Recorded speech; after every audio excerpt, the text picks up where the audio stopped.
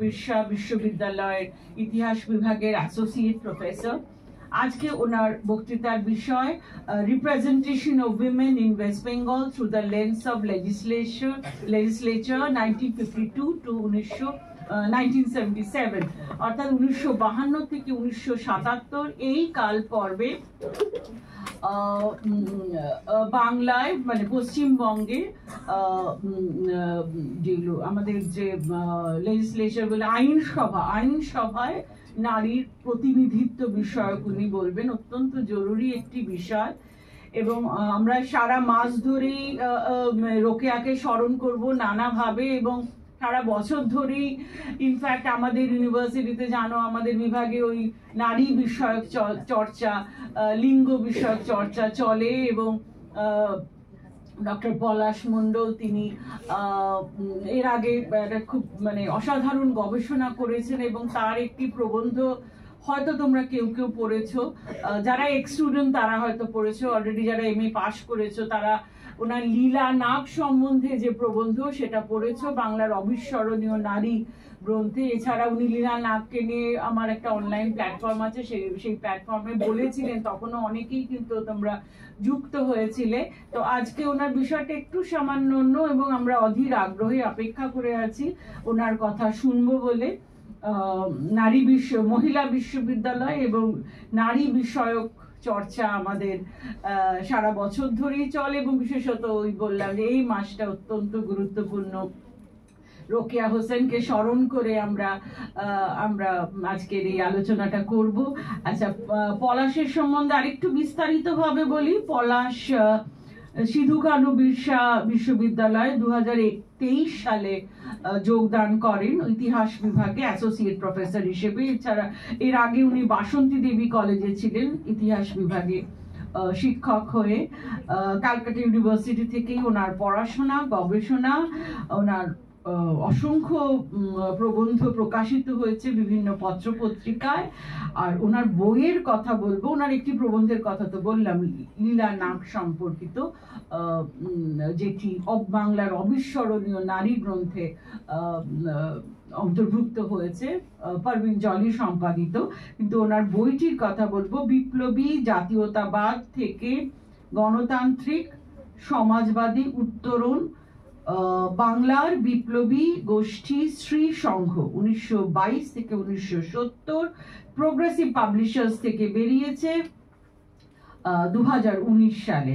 এছাড়া কয়েকটি পাঠ্যপুস্তক উনি লিখেছেন আর দীর্ঘদিন ধরে উনি নানান প্রশাসনিক কর্মকাণ্ডের সঙ্গে যুক্ত, গুরুত্বপূর্ণ প্রশাসনিক দায়িত্ব পালন করেছেন, এখনো করেন। বর্তমানে উনি বঙ্গীয় ইতিহাস সমিতির জেনারেল সেক্রেটারি। এছাড়া আরো বহু সংগঠনের যেমন Asiatic society, Indian history Congress, বাংলাদেশের ইতিহাস সমিতি, এই Ramakrishna mission institute of culture, ইতিহাস একাডেমি বাংলাদেশ, এই সমস্ত উনি সদস্য। তো অত্যন্ত কৃতি মানে ব্যক্তি, অধ্যাপক পলাশ মণ্ডল। ব্যক্তিগতভাবে আমি ওনাকে চিনি অনেক দিন ধরেই, যখন উনি বাসন্তী দেবী কলেজে ছিলেন আর আমি ব্রেবনে ছিলাম। তো পলাশ খুবই মানে আমাদের স্নেহের ভাই, আদরের ভাই। তো পলাশ কে যখন কালকে পলাশের সঙ্গে দেখা হয়েছিল জিজ্ঞেস করছিলাম তোমার পরিচয় আমাকে দিতে বলা হয়েছে, কিভাবে তোমাকে মানে তুলে ধরবো, তোমার কি পরিচয় দেবো, বলে ভাই বললেই যথেষ্ট। হ্যাঁ, পলাশ আমাদের স্নেহের ভাই। আজকে আমাদের বিশ্ববিদ্যালয়ে যে এসেছে, আমাদের বিভাগে এসেছে, আমরা সত্যি ধন্য। এবং আমি বারবার বলি ক্লাসে যখন জেন্ডার হিস্ট্রি পড়াই যে নারী বিষয়ক চর্চা যে শুধু নারীদেরই করতে হবে বা নারীবাদী ইতিহাস চর্চা যে শুধু নারীদেরই করতে হবে তা নয়। পলাশ মানে পুরুষ হয়েও নারী বিষয়ক চর্চার একজন বাংলার ইতিহাসের আঙিনায় একজন অগ্রণী ব্যক্তিত্ব। তো পলাশকে এবার আমি আমন্ত্রণ জানাই, তুমি স্টেজে এসো, তুমি ডায়াসে ওঠো এবং আমাদের ছাত্রীরা তোমাকে সামান্য কিছু উপহার দিয়ে সম্বর্ধনা জানাবে। আচ্ছা, সম্বর্ধনা কে দেবেন? কি একটু কারো নাম কেউ এগিয়ে এসো, কে দেবেন? আচ্ছা, দীপ্তি বিশ্বাস আমাদের স্কলার। পিএইচডি স্কলার, মানে উইমেন স্টাডিজ এবং হিস্ট্রির যৌথ অভিভাবকত্বে এখন গবেষণা করছে, দীপ্তি দেবে দাস। আর আমাদের আরেকজন বিদুষী পিএইচডি স্কলার মেহবুবা ইয়াসমিন আমাদেরকে সামান্য উপহার তুলে দিল। এবার আমাদের বিভাগীয় প্রধান ডক্টর সোনালী নস্করকে কিছু বলার জন্য অনুরোধ করছি।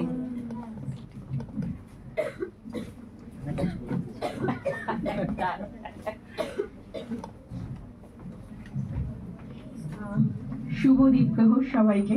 আজকে হলটা পুরো ভর্তি, দেখে ভালো লাগছে। তবু জানি না কতটা নিজের ইচ্ছা এসেছে আর কতটা ভয় এসেছে, কারণ যাই হোক, কিন্তু ওরা এসেছে বা আমাদের এই লেকচারটা শুনবে মন দিয়ে আশা করছি। পলাশদার সম্পর্কে অপর্ণা ম্যাডাম তোমাদের যেটুকু বললেন সেটুকু পলাশদাকে চেনার জন্য স্টুডেন্ট হিসাবে বোধহয় যথেষ্ট, কিন্তু ব্যক্তিগতভাবেও আমি পলাশদাকে চিনি, যেমন অপর্ণা ম্যাডাম বললেন, অপর্ণা দিও চেনেন। পলাশদাকে আলাপ হয়তো বহুদিনের, কিন্তু এই কাজের সূত্রে আরো বেশি করে চিনছি। সত্যি পলাশদার কাজ অসাধারণ, বিশেষ করে নারীদের নিয়ে পলাশদার যে চর্চা, নতুন নতুন দিক যেভাবে নারীদের নিয়ে পলাশদা তুলে ধরছেন, পলাশদার কাছ থেকে আমরাও অনেক কিছু শিখছি। তোমাদের মতো আমরাও আজকে পলাশদার কাছ থেকে আরেকটি নারীবাদী চর্চার নতুন দিক জানবো বা শিখবো, সেই আশায় রইলাম। আর কিছু বলে সময় নষ্ট করছি না, পলাশদাকে আমি সরাসরি ডেকে নিচ্ছি। আবারও একবার পলাশদাকে আমাদের ইউনিভার্সিটিতে আসার জন্য অসংখ্য ধন্যবাদ জানাচ্ছি।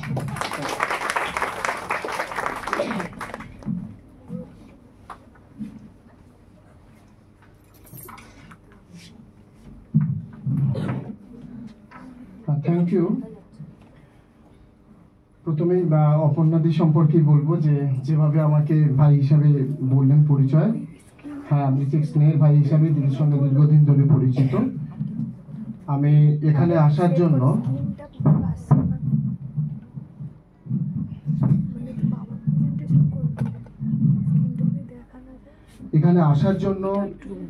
বিভাগীয় প্রধান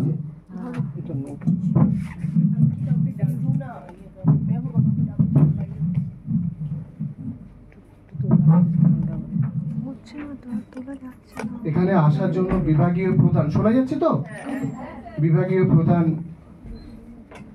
ডক্টর সোনালী নস্কর, তাকে অভিনন্দন জানাই যে আমাকে এখানে আমন্ত্রণ জানানোর জন্য।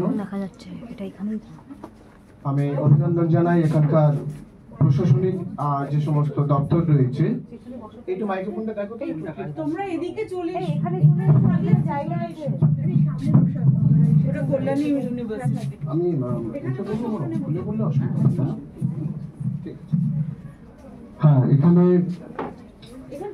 অ্যাডমিনিস্ট্রেশন যারা আছেন তাদেরকে ধন্যবাদ জানাই। আমি ধন্যবাদ জানাই আমার পুরানো কলিগ, এখানে আছে জয়তী নাগ, ও আমার বাসুদেবী কলেজে পুরানো কলিগ ছিল।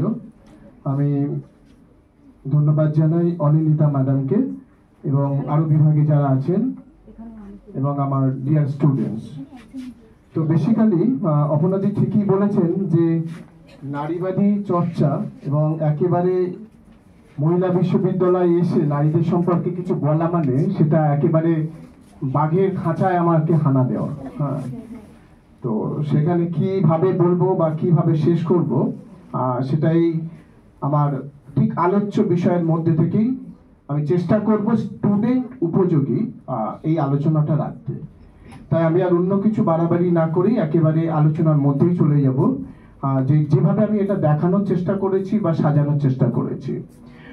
বিশেষ করে আমরা অনেক আলোচনায় দেখি, ঠিক আলোচনাগুলো কেমন, যে participation of women in revolutionary movement, freedom struggle movement, বা তাদের একবিংশ বা 19th সেঞ্চুরি পরে এডুকেশন সিস্টেম, তাদের এম্পাওয়ারমেন্ট, এইরকম বিভিন্ন ঘটনাগুলো নিয়ে ভীষণভাবে ইতিহাস চর্চা হয়েছে বা কন্টিনিউয়াসলি এটা হয়ে চলেছে। এবং আমার তো মনে হয় অপর্ণাদি যেভাবে উইমেন কনক্লেভে বা যেগুলো কন্টিনিউ করে যাচ্ছেন সেটা আমাদের কাছে বর্তমান যুগে কিন্তু একটা বেশ দৃষ্টান্ত। শুধু ইনস্টিটিউশনস থাকলেই যে চর্চা হয় তা নয়, আমরা তো এখন বিশেষ করে সোশ্যাল মিডিয়া ভীষণভাবে অ্যাক্টিভ, সেটাও কিন্তু আমাদের কাছে একটা বড় বার্তা যাচ্ছে, শুধু আমাদের এখানে নয়, এটা বাইরেও ছড়িয়ে পড়ছে। তো সেই ক্ষেত্রে আমি বলবো যে রিসেন্ট যে ট্রেন্ডসগুলো, রিসেন্ট যে আমাদের রিসার্চের যে ধারাগুলো, এইটা আমাকে বুঝতে হবে আগে, যেহেতু এখানে সবাই মাস্টার ডিগ্রি স্টুডেন্টস বেশি আছে এবং রিসার্চ স্কলার্স রয়েছে। বর্তমানে যে সমস্ত গবেষণার ধারাগুলো চলছে, বিশেষ করে নারীবাদী চর্চা, দ্বিতীয়ত হচ্ছে যে ট্রাইবাল জনজাতি, এখন দীপেশ চক্রবর্তীরা তারা তো উপজাতি বলছে না, জনজাতি বলছে, হ্যাঁ। তো তারা এই জনজাতি চর্চা, ট্রাইবাল যে গ্রুপস গুলো, সেখানে মহিলা পুরুষ নির্বিশেষে তাদের যে একটা কাজ। আর একটা জায়গায় খুব ভীষণভাবে এখন চর্চিত হচ্ছে হেলথ এবং সায়েন্স মেডিসিন, স্বাস্থ্য এবং বিজ্ঞান, এইগুলো নিয়ে। পাশাপাশি একটা কাজ চলছে যে পরিবেশ বিদ্যার উপরে। ফলে আমরা দেখছি যে একটা সময় কাজ ছিল ন্যাশনালিস্ট অ্যাপ্রোচ বা কেমব্রিজ বা মার্কসিস্ট ঘরানা, তার বাইরে থেকে সাবঅল্টার্ন স্টাডিজ, এবং তারপরে এই যে চর্চাগুলো এবং রিজিওনাল হিস্ট্রিগুলো, আঞ্চলিক ইতিহাস চর্চা যেভাবে উঠে আসছে, তাতে আগামী দিনে ডায়মন্ড হারবার বা এই সমস্ত অঞ্চলগুলো হয়তো ম্যাডামরা বা স্যারেরা গবেষণায় নিয়ে আসবেন, এটা আশা করাই যায়। তার কারণ যদি একটু ইনফরমেশন দিই, পুরুলিয়া ইউনিভার্সিটি হওয়ার পরে, এসকেবি হওয়ার পরে এই মুহূর্তে 50টা পিএইচডি ওখানে অ্যাওয়ার্ডেড হয়েছে, তাদের মধ্যে 80% রিলেটেড পুরুলিয়া। এবং আমরা যদি সোদগঙ্গাতে চলে যাই, তাহলে দেখতেই পাবো যে পুরুলিয়া সার্চ করলেই যে lot of research work done by the scholars, মানে এই যে জায়গাটা, এটা আমাদের কিন্তু এসকেবি ইউনিভার্সিটি, মানে পুরুলিয়া সেন্ট্রিক জায়গাগুলো কিন্তু উঠে আসছে। এবং ওখানকার লোকাল হিস্ট্রি, নারী ইতিহাস চর্চা, বা সেখানকার জিওগ্রাফিক্যাল ব্যাকগ্রাউন্ড, পলিটিক্যাল হিস্ট্রি, সবই চলছে।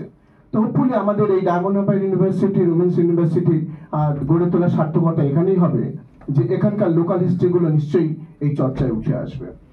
তো যাই হোক, এবার যেটা বলার যে আমরা বারবার দেখছি যে কলোনিয়াল বা পোস্ট ইন্ডিপেন্ডেন্স পিরিয়ডে যে সময়কাল পর্বে বিশেষ করে মেয়েদের বা মহিলাদের যে এম্পাওয়ারমেন্টের কথা, তাদের অধিকারের কথা, তাদের লড়াইয়ের কথা, তাদের প্রতিষ্ঠার কথা, এইগুলো আমরা বারবার দেখছি এবং সেগুলো পড়েও আসছি।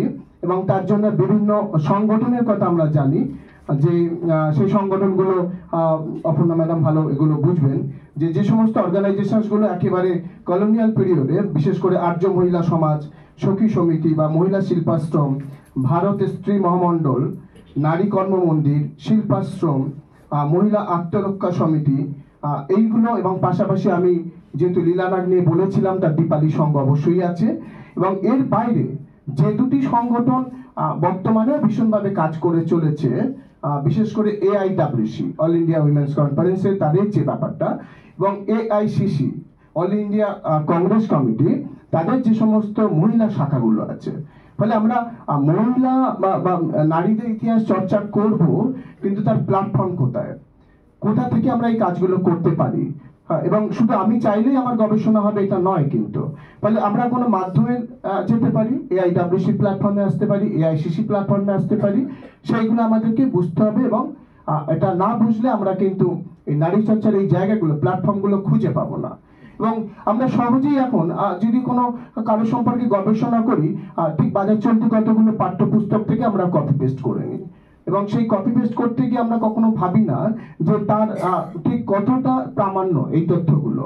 ফলে আমাদের যে আর্কাইভাল সোর্সের যে একটা ব্যবহার, এবং অবশ্যই আমাদের আজকে সোশ্যাল মিডিয়ার দরুন যে সোদগঙ্গা বা আমরা বিভিন্ন আর্কাইভাল বইগুলো আমরা কিন্তু বাড়িতে বসে বসে অ্যাক্সেস করতে পারি। ফলে সেটা কিন্তু মানে আমি এসকেবিউতে আমার স্টুডেন্টদের শুধু একটা বা দুটো ক্লাসই নিই, সোদগঙ্গা কিভাবে ব্যবহার করা হয়, এবং সেখান থেকে কিভাবে ডাউনলোড করতে হবে, কিভাবে সার্চ করতে হবে, ফলে তারা বাড়িতে বসে বসে স্টাডি মেটেরিয়ালসগুলো পেতে পারে, এবং কিভাবে সাইটেশন করতে হবে, কিভাবে রেফারেন্সেস ব্যবহার করতে হবে। ফলে এটা কিন্তু একটা বড় পার্ট।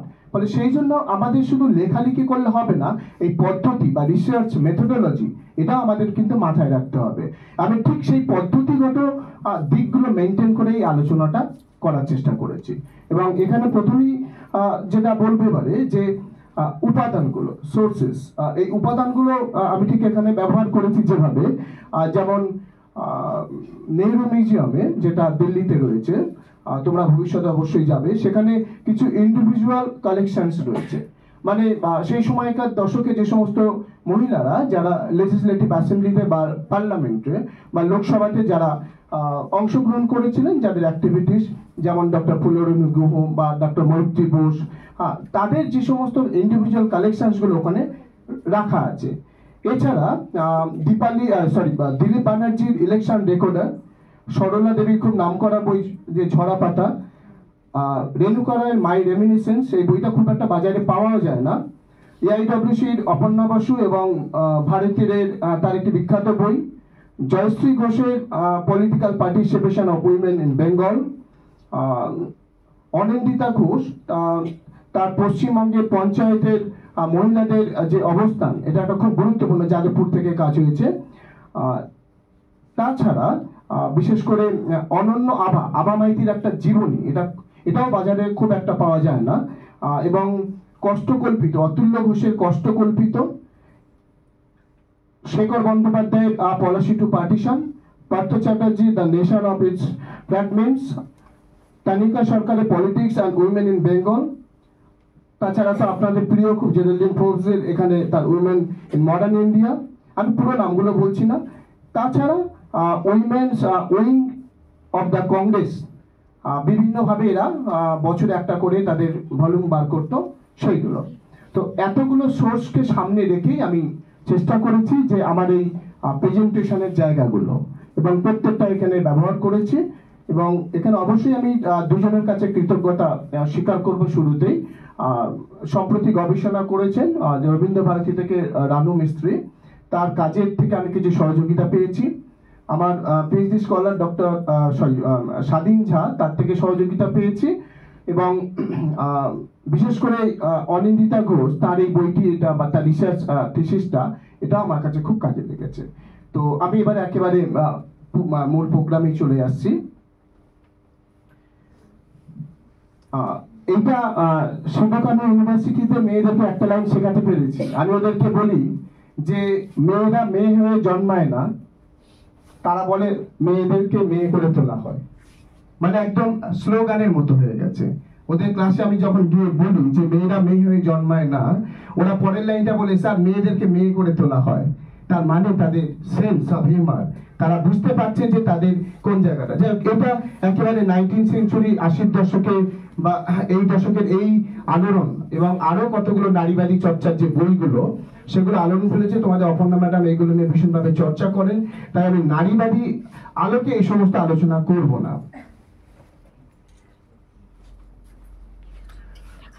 আমি ঠিক এখানে দেখবো যে 1952 থেকে 1977, মানে দেশ স্বাধীনতার পর আমরা যখন দেখছি অ্যাসেম্বলিতে যে ইলেকশনটা হচ্ছে, 52 থেকে 77 এই পর্বটা নিলাম।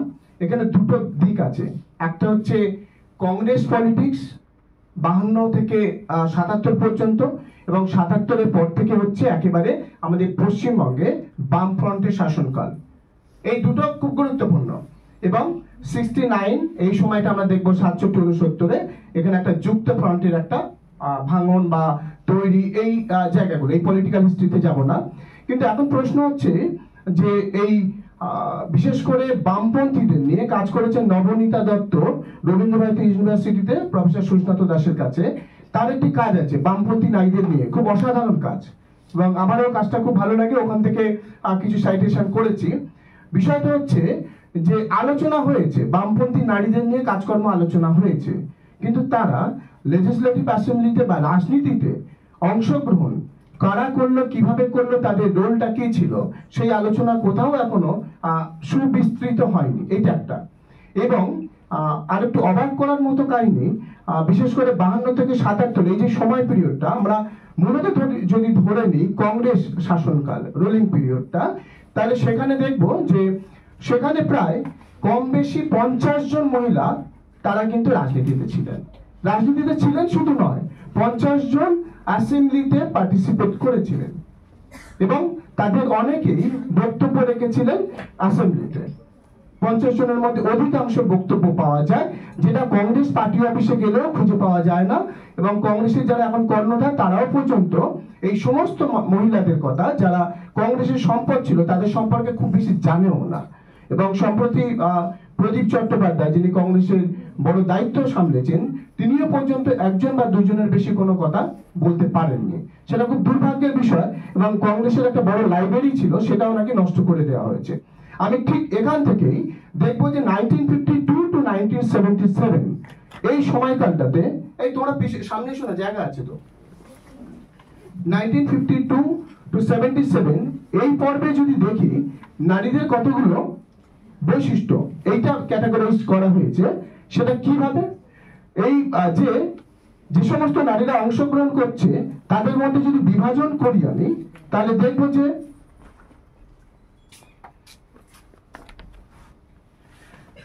স্বাধীনতার আগে বা ওই সময় যারা বিপ্লবী কার্যকলাপের সঙ্গে যুক্ত ছিল এবং যারা গান্ধী আদর্শের সঙ্গে প্রভাবিত হয়ে পরবর্তীকালে কি করছে, তারা জাতীয় রাজনীতিতে অংশগ্রহণ করছে। এই ধরনের কিছু মহিলা আছেন। প্রথমত যেটা, যে বিপ্লবী কাজ ছেড়ে গান্ধী আদর্শে বিশ্বাস করছেন, তাদের মধ্যে যেমন শান্তিসুধা ঘোষ, বীণা দাস, শান্তি দাস, মৈত্রী বসু, পূরবী মুখোপাধ্যায়, ফুলরণী গুহ, লীলা নাগ, এরকম অজস্র যারা ঠিক এইভাবেই রাজনীতিতে যুক্ত হয়েছিলেন এবং রাজনীতির সঙ্গে তারা কিন্তু সমাজসেবা করছে। এইটা একটা দিক আমার মনে হয়েছে। দ্বিতীয়ত, কিছু মহিলাদের পাওয়া যায় যারা স্বামীর মৃত্যুর পর তারা রাজনীতিতে অংশগ্রহণ করছে এবং সেখানে দেখা যাচ্ছে যে বাই ইলেকশন অথবা সেই বিধানসভাতে তারা কিন্তু নিজেদের মতো করে কাজকর্মগুলো করছেন। এইরকম কিছু মহিলাদের নাম পাওয়া যায়, যেমন নুরুন্নেসা সাত্তার, হাসিনা মুর্শেদ, রাধারানী মাহতাব। এই রাধারানী মাহতাবের কথা বলবো, ইনি কিন্তু একেবারে বর্তমানে রাজ পরিবারের রাজধানী ছিলেন। তিনি কিন্তু অ্যাসেম্বলিতে পার্টিসিপেট করছেন তার স্বামীর মৃত্যুর পর। আরেকটি বৈশিষ্ট্য আমি খুঁজে পেলাম, যেখানে মনে হয়েছে যারা পারিবারিক সূত্র ধরে শুধু জাতীয়তাবাদী রাজনীতিতে এবং সামাজিক কার্যকলাপে যুক্ত হয়েছিলেন, তাদের মধ্যে যেমন মায়া ব্যানার্জি, রেণুকা রায়, শাকিলা খাতুন, নিহারিকা মজুমদার, অনিমা হোর, আভা মাইতি, ইলা রায়, ইলা পাল চৌধুরী, এরকম অনেকেই রয়েছে। তারপরে যদি আরেকটা ভাগ আমি দেখার চেষ্টা করি, সেটা হচ্ছে যে পরিষদীয় রাজনীতিতে বা পারিবারিক রাজনীতিতে কারোর প্রভাব নেই, এরকম কিছু মহিলাকে পাওয়া গেছে যে যারা বিপ্লবী নয়, যারা পারিবারিক কোনো প্রভাব নেই বা হাজব্যান্ডের জায়গাতে নিজেকে আসবে সেখানে নয়, সেই রকম কিছু ব্যক্তিগত বৈশিষ্ট্য যেমন বিভা মিত্র, তুষার টুডু, মায়া ব্যানার্জি, তারা কিন্তু এসেছিলেন।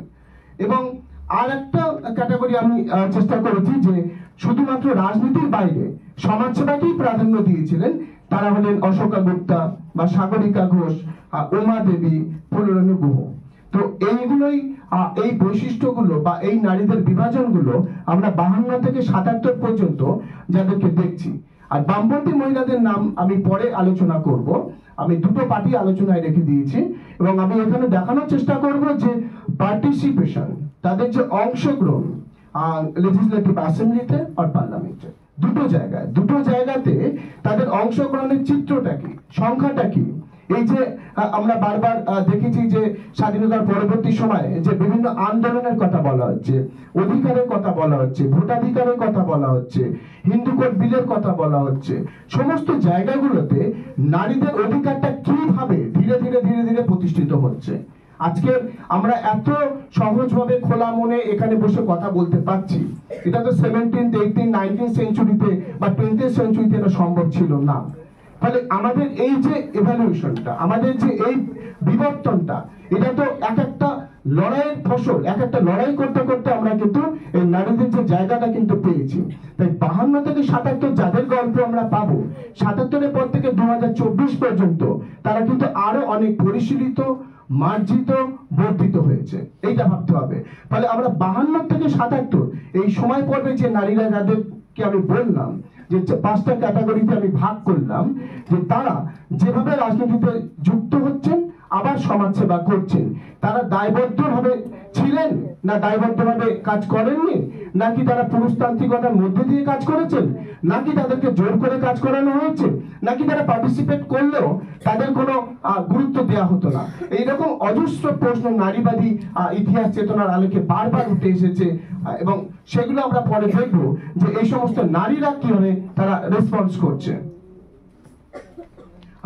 এবার আমরা যদি দেখি পার্লামেন্টে বিশেষ করে লোকসভাতে ইলা পাল চৌধুরী, মৈত্রী বাসু এবং উমা রায়, পূরবী মুখোপাধ্যায়, এদের নাম আমরা পাচ্ছি, যারা কিন্তু লোকসভাতে তারা ওখানে জিতছেন এবং সেখানে তারা প্রতিনিধিত্ব করছেন। ইলা পাল চৌধুরী সম্পর্কে পরে খুব ইন্টারেস্টিং একটা গল্প বলবো। এবং যদি এই যে ছবিগুলো আমি দেখাচ্ছি, এটা আপনি কোনো বইতে পাবেন না। এই ছবিগুলো একমাত্র যে কংগ্রেসের যে সেই সময় মুখপত্র হিসাবে কিছু কাজ করেছিল জনসেবক, এটা একমাত্র জনসেবক পত্রিকা থেকে এইগুলো কাটিং করা আছে। হ্যাঁ, এবং এই যে মহিলাদের কথা বলছি আমি, যাদের নাম অনেকেরই নাম বলছি, তোমাদের পক্ষে মনে করা তো সম্ভবই নয়, এবং খুব বড়ভাবে যদি বলি যারা নারী ইতিহাস চর্চার মধ্যেও ইনভলভ রয়েছে, তারাও পর্যন্ত এই সমস্ত নামের বিষয়গুলো বা তাদের কাজের বিষয়গুলো কিন্তু তাদের জীবনে কিন্তু খুব একটা জানে না। কোন একটা সিনেমার নাম আমি বলছি না, আমি এটা কম্পেয়ারও করছি না, বলছে যে যদি পুলিশ তার রেকর্ড থেকে বলছে যে কোনো মানুষকে যদি বিচার করতে হয়, সে আসামি না আসামি নয়, তাকে বুঝতে হলে, জানতে হলে তাকে তার জীবনটা সম্পর্কে আগে বুঝতে হবে, তার পারিবারিক ব্যাপারটা, ব্যাকগ্রাউন্ড গুলো বুঝতে হবে। তা আমরা শুধু হঠাৎ করে মুখে বলে দিলাম যে অমুক মহিলা বা অমুক মহিলা পার্লামেন্টে আছে, ওখানে নেই, এখানে আছে, তাদের সম্পর্কে বুঝতে গেলে তাদের ব্যক্তিগত জীবনই আমাদের জানতে হবে। এবং সেই জানার জন্য এই যে সমস্ত মহিলাদের এখানে নাম আমি রিড করছি না, অনিমা হোর বা আবালতা কুন্ডু, এরকম আমি অজস্র মহিলা যেগুলোকে আমি সাইড করেছি। প্রতিমা, এটা মিত্র হবে না, এটা প্রতিমা বোস হবে, মায়া ব্যানার্জি, বিভা মিত্র, এবং এই যে ছবিগুলো, এগুলো একেবারে রিয়াল। 5 বা 7টা ছবি হয়তো সবার কাছে খুব পরিচিত থাকবে। সুধারানী, লাবণ্যপ্রভা দত্ত ইন্টারেস্টিং গল্প, আমি পরে বলবো। লাবণ্যপ্রভা ঘোষ পুরুলিয়ার মানুষ। এবং এই সময় দেখা যাচ্ছে যে কংগ্রেস দলের মধ্যে তারা বিভিন্ন সময়, যে আমি এখানে কয়েকটা পিকচার সিলেক্ট করেছি, শুধু মহিলারা আছে, কোনো পুরুষ এখানে নেই। এবং এখানে দেখা যাচ্ছে ইন্দিরা গান্ধীর সঙ্গে একটা মিটে তারা রয়েছে। এখানে আর একটা জায়গা আমি দেখাচ্ছি যে প্রতিমা, এখানে একটা ভুল টাইপ হয়েছে, এখানে প্রতিমা বোস হবে, এবং সরি প্রতিমা মিত্র। অ্যান্ড লাবণ্যপ্রভা দত্ত, তারা একটা আলোচনা বা মিটিং এ তারা রয়েছে, সমস্ত মহিলা। এবং এই চিত্রটা 1957 দশকের চিত্র এগুলো, এবং সেগুলো সব পেপার কাটিং করা। তো যাই হোক, এইবারে আমি দেখানোর চেষ্টা করব যে Congress and non leftist women, অর্থাৎ কংগ্রেস এবং বামপন্থীরা নয়। এখন অবামপন্থী বলতে তোমাদের কাছে প্রশ্ন হতে পারে, বামপন্থীর বাইরে আর কারা কংগ্রেস ছাড়া? এই সময় অনেকেই ছিল, যেমন ভারতবর্ষের প্রেক্ষাপটে পশ্চিমবাংলার রাজনীতিতে শুধুমাত্র সিপিআই বা সিপিএম বা কংগ্রেস তা নয়, বিভিন্ন সমাজতান্ত্রিক দল ছিল, যেমন প্রজা সোশ্যালিস্ট পার্টি, সংযুক্ত সোশ্যালিস্ট পার্টি, বা ফরওয়ার্ড ব্লক রুইকর, আর ফরওয়ার্ড ব্লক সুভাষিস, এই সুভাষিসদের মধ্যে একটা অংশ। এবং বলা যেতে পারে যে পুরুলিয়াতে কেন্দ্র করে, ওখানে মানভূম বা পরবর্তীকালে পুরুলিয়া, এখানে একটি পার্টি ছিল লোকসেবক সংঘ, LSS। এই লোকসেবক সংঘের যিনি একেবারে অধিনায়িকা ছিলেন, তিনি হলেন লাবণ্যপ্রভা ঘোষ। এবং নিশ্চয়ই সেখানে নিবারণ চন্দ্র দাশগুপ্ত বা অতুল চন্দ্র ঘোষ, তাদের ভূমিকা ছিল, কিন্তু এই লাবণ্যপ্রভা ঘোষ কিন্তু একটা অসামান্য ভূমিকা নিয়েছিলেন পুরুলিয়ার ডেভেলপমেন্টে, সোশ্যাল ওয়ার্কে, উইমেন রাইটস নিয়ে, তাদের এম্পাওয়ারমেন্ট নিয়ে অনেক কথা বলেছেন। তো এই অ্যাসেম্বলিতে আমরা যদি দেখি যে তাদের যে পরিসংখ্যানগুলো,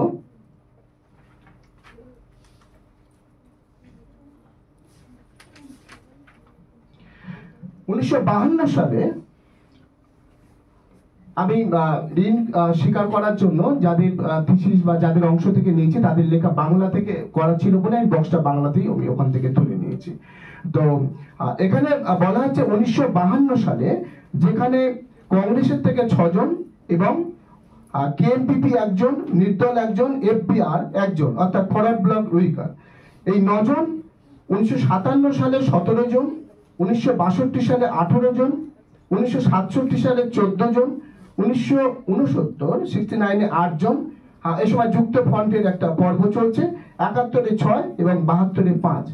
তাহলে আমরা এখানে কি দেখতে পাচ্ছি যে 52-তে মহিলাদের সংখ্যা ছিল কিন্তু মাত্র 9, এবং একদম পিক পিরিয়ড যেটাকে আমরা বলছি 57 এবং 62, তারপর ধীরে ধীরে গ্রাফটা নামতে শুরু করলো। অর্থাৎ মহিলাদের পার্টিসিপেশনটা ইন 1972 এখানে দেখতে পাচ্ছি কি আমরা একেবারে সংখ্যাটা নেমে যাচ্ছে 1.79%, অর্থাৎ তাদের অংশগ্রহণের হারটা কিন্তু অনেক কমে গেল।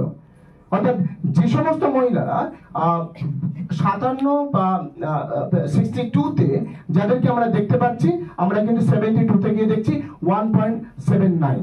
ফলে এই যে শতাংশটা নেমে গেল, কেন নেমে গেল? মহিলারা কি তখন পাওয়া যাচ্ছিল না? এই প্রশ্নগুলো আমাদের তোলা রইল। এবং এখানে একটা পার্সেন্টেজ করা আছে যে তাদের জয়ের যে শতকরা হার, যেটা তারা কতটা জয়লাভ করতে পারছে, এখানে কিন্তু পরিষ্কার পরিসংখ্যানে বলছে যে এই জয়ের যে সংখ্যাটা 1952 3.79 এবং একেবারে সবশেষে 1972 1.79। অর্থাৎ মহিলাদের যে জয়ের যে শতকরা বা পার্সেন্টেজটা, এটাও কিন্তু দেখা যাচ্ছে যে ধীরে ধীরে পার্টিসিপেশন যেমন কম হচ্ছে, তাদের যে উইনিং যে পার্সেন্টেজটা সেটাও কিন্তু আমরা এখানে কম দেখতে পাচ্ছি। এটা একেবারে অ্যাসেম্বলির যে রেকর্ড সেটা। এবং পাশাপাশি আমরা যদি লোকসভাতে দেখি, বিশেষ করে লোকসভাতে মোট আসন সেই সময় 52 সালে 34টি ছিল, এবং এখানে দেখা যাচ্ছে মাত্র 2 জন।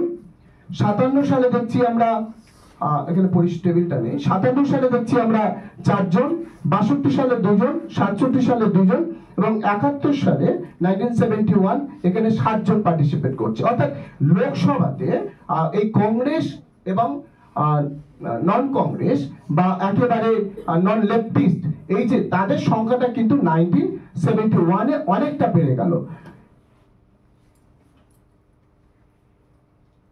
এবং জয়ের শতকরা হারটাও ঠিক এখানে দেখা দিচ্ছে যে এই হারটা কিন্তু ঠিক ওই 71-ই বেশি, এবং মাঝখানে জায়গাগুলো যদি সংখ্যাটা কম, দুজনের মধ্যে একজন করে জিতছেন, একজন করে হারছেন, ফলে সংখ্যাটা যেমন কম সেই হিসাবে তাদের উইনিং পার্সেন্টেজটাও সেইভাবে এখানে ক্যালকুলেট করা হয়েছে। এবারে এর পাশাপাশি যেটা বলার চেষ্টা করব যে কংগ্রেস এবং যে অবামপন্থী যে কথাটা বললাম, আমি একটু আগেই বললাম যে ধারাগুলো, অর্থাৎ মহিলাদের যে বৈশিষ্ট্যগুলো, এখান থেকে প্রায় 50 জন, নাম্বার 50, এই যে 50 জনের মতো মহিলা এই অ্যাসেম্বলিতে পার্টিসিপেট করেছিলেন। এবং এই 50 জন মহিলাদের এই 52 থেকে 77 পর্যন্ত আমরা যেভাবে দেখতে পাচ্ছি, তাদের মধ্যে কয়েকজন ভীষণভাবে একেবারে ফ্রন্টে এসেছিলেন, লিড করেছিলেন। তাদের মধ্যে হচ্ছে আভা মাইতি, পূরবী মুখোপাধ্যায়, রেণুকা রায়, মৈত্রী বাসু, ইলাপাল চৌধুরী। ঠিক এই 5 বা 7টি নাম তারা কিন্তু একদম প্রথম সারিতে ছিলেন। বাকি নাম, যে সমস্ত নামগুলো একেবারে ইতিহাসের অগোচরে থেকে গেছে, একেবারে আনফোল্ড যেটাকে বলা যেতে পারে, এর কোনো ডকুমেন্টেশন কোনো কংগ্রেস পার্টি অফিসে নেই, দিল্লির কোনো আর্কাইভসে নেই, দিল্লির যে আইসিসি উইমেন ব্রাঞ্চ রয়েছে সেখানেও কোনো ডকুমেন্টস নেই। ফলে এই ফাইলগুলো একমাত্র আমাদেরকে নির্ভর করতে হয়েছে যে শুধুমাত্র নিউজ পেপারের উপর। এবং আর কোথায় পাওয়া যাচ্ছে? হুজু একটা পার্ট, যেখানে তোমরা দেখবে যখন কাজ করবে ভবিষ্যতে, যে হুজু হচ্ছে যেখানে যারা ইলেকশনে কন্টেস্ট করে তাদের জীবনী, এই জীবনীটা ওখানে ওরা সংক্ষিপ্ত আকারে বার করে, এবং সেটা হুজু। এবং এই হুজু কোথায় পাওয়া যাবে? ন্যাশনাল লাইব্রেরিতে পাওয়া যাবে না, একমাত্র অ্যানেক্স বিল্ডিং এর যে ওল্ড অ্যানেক্স বিল্ডিং, ওখানে একটা পার্ট পাবে। আর রাইটার্স বিল্ডিং এর যে লাইব্রেরি, ওখানে কিছু পাওয়া যাবে। আর অ্যাসেম্বলির যে লাইব্রেরি, আমাদের বিধানসভার যে লাইব্রেরি, ওখানে পাওয়া যাবে। তার আরেকটা প্রসেস রয়েছে, অ্যাসেম্বলিতে কাজ করলে ওরা বলে দেবে যে কিভাবে বাড়িতে অনলাইন সার্চ করা যায়, সেখান থেকেও তোমরা কিন্তু এটা করতে পারো। এবং ওখানে যে এখন আরেকটা সিস্টেম করেছে অ্যাসেম্বলিতে, কোনো মেয়ে যদি এখান থেকে স্টুডেন্ট ছাত্রছাত্রী যদি এখানে কাজ করতে যায়, ঘরে বসেই অ্যাসেম্বলির ডেটাগুলো পেতে পারে, ডাউনলোড করতে পারে, মানে কোন সময়কালে, এবং তার কিছু প্রসেস রয়েছে। তো এটা এখন আমাদের কাছে আরো সুবিধা হয়েছে। আমরা যখন অ্যাসেম্বলির কাজ করতে গেছি মাসে, মানে 1 মাস 2 মাস হয়তো ওখানেই আমাদের সময় কেটে গেছে, কিন্তু এখন যারা কাজ করছে তারা বাড়িতে বসেই কিন্তু সহজেই ওই লিঙ্কগুলো দিয়ে অ্যাক্সেস করতে পারছে। ফলে এই যে 50 জনের মতো মহিলা যাদের নাম কম বেশি করে বললাম, তারা যেভাবে এই অ্যাসেম্বলিতে পার্টিসিপেট করেছিলেন এবং তারা যেভাবে কেউ সাফল্য পেয়েছে, কেউ পরাজিত হয়েছে, এবং পাশাপাশি যদি আমরা বামপন্থীদের ইতিহাসটা দেখি তাহলে দেখব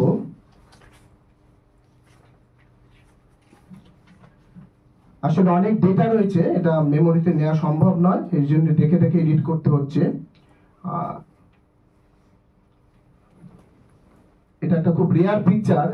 এটা সম্ভবত 57 দশকে যারা সমস্ত এখানে মন্ত্রী এবং বিধায়ক হয়েছিলেন ঠিক তাদের একসঙ্গে এই ছবিটা পাওয়া গেছে। হ্যাঁ,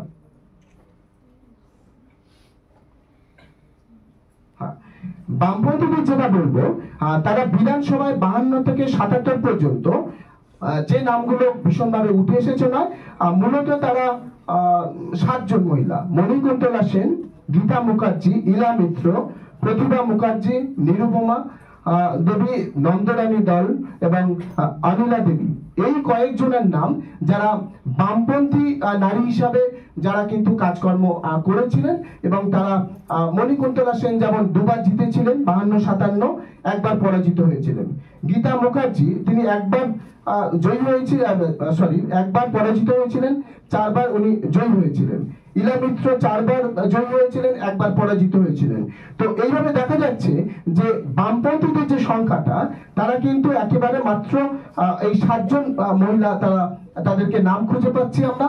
আর যদি আমরা লোকসভার নিরিখে বিচার করে দেখি তাহলে দেখবো যে লোকসভার নিরিখে মাত্র 2 জনকে পাবো। সেই 2 জন হচ্ছেন রেণু চক্রবর্তী এবং সম্ভবত বিভা গোস্বামী।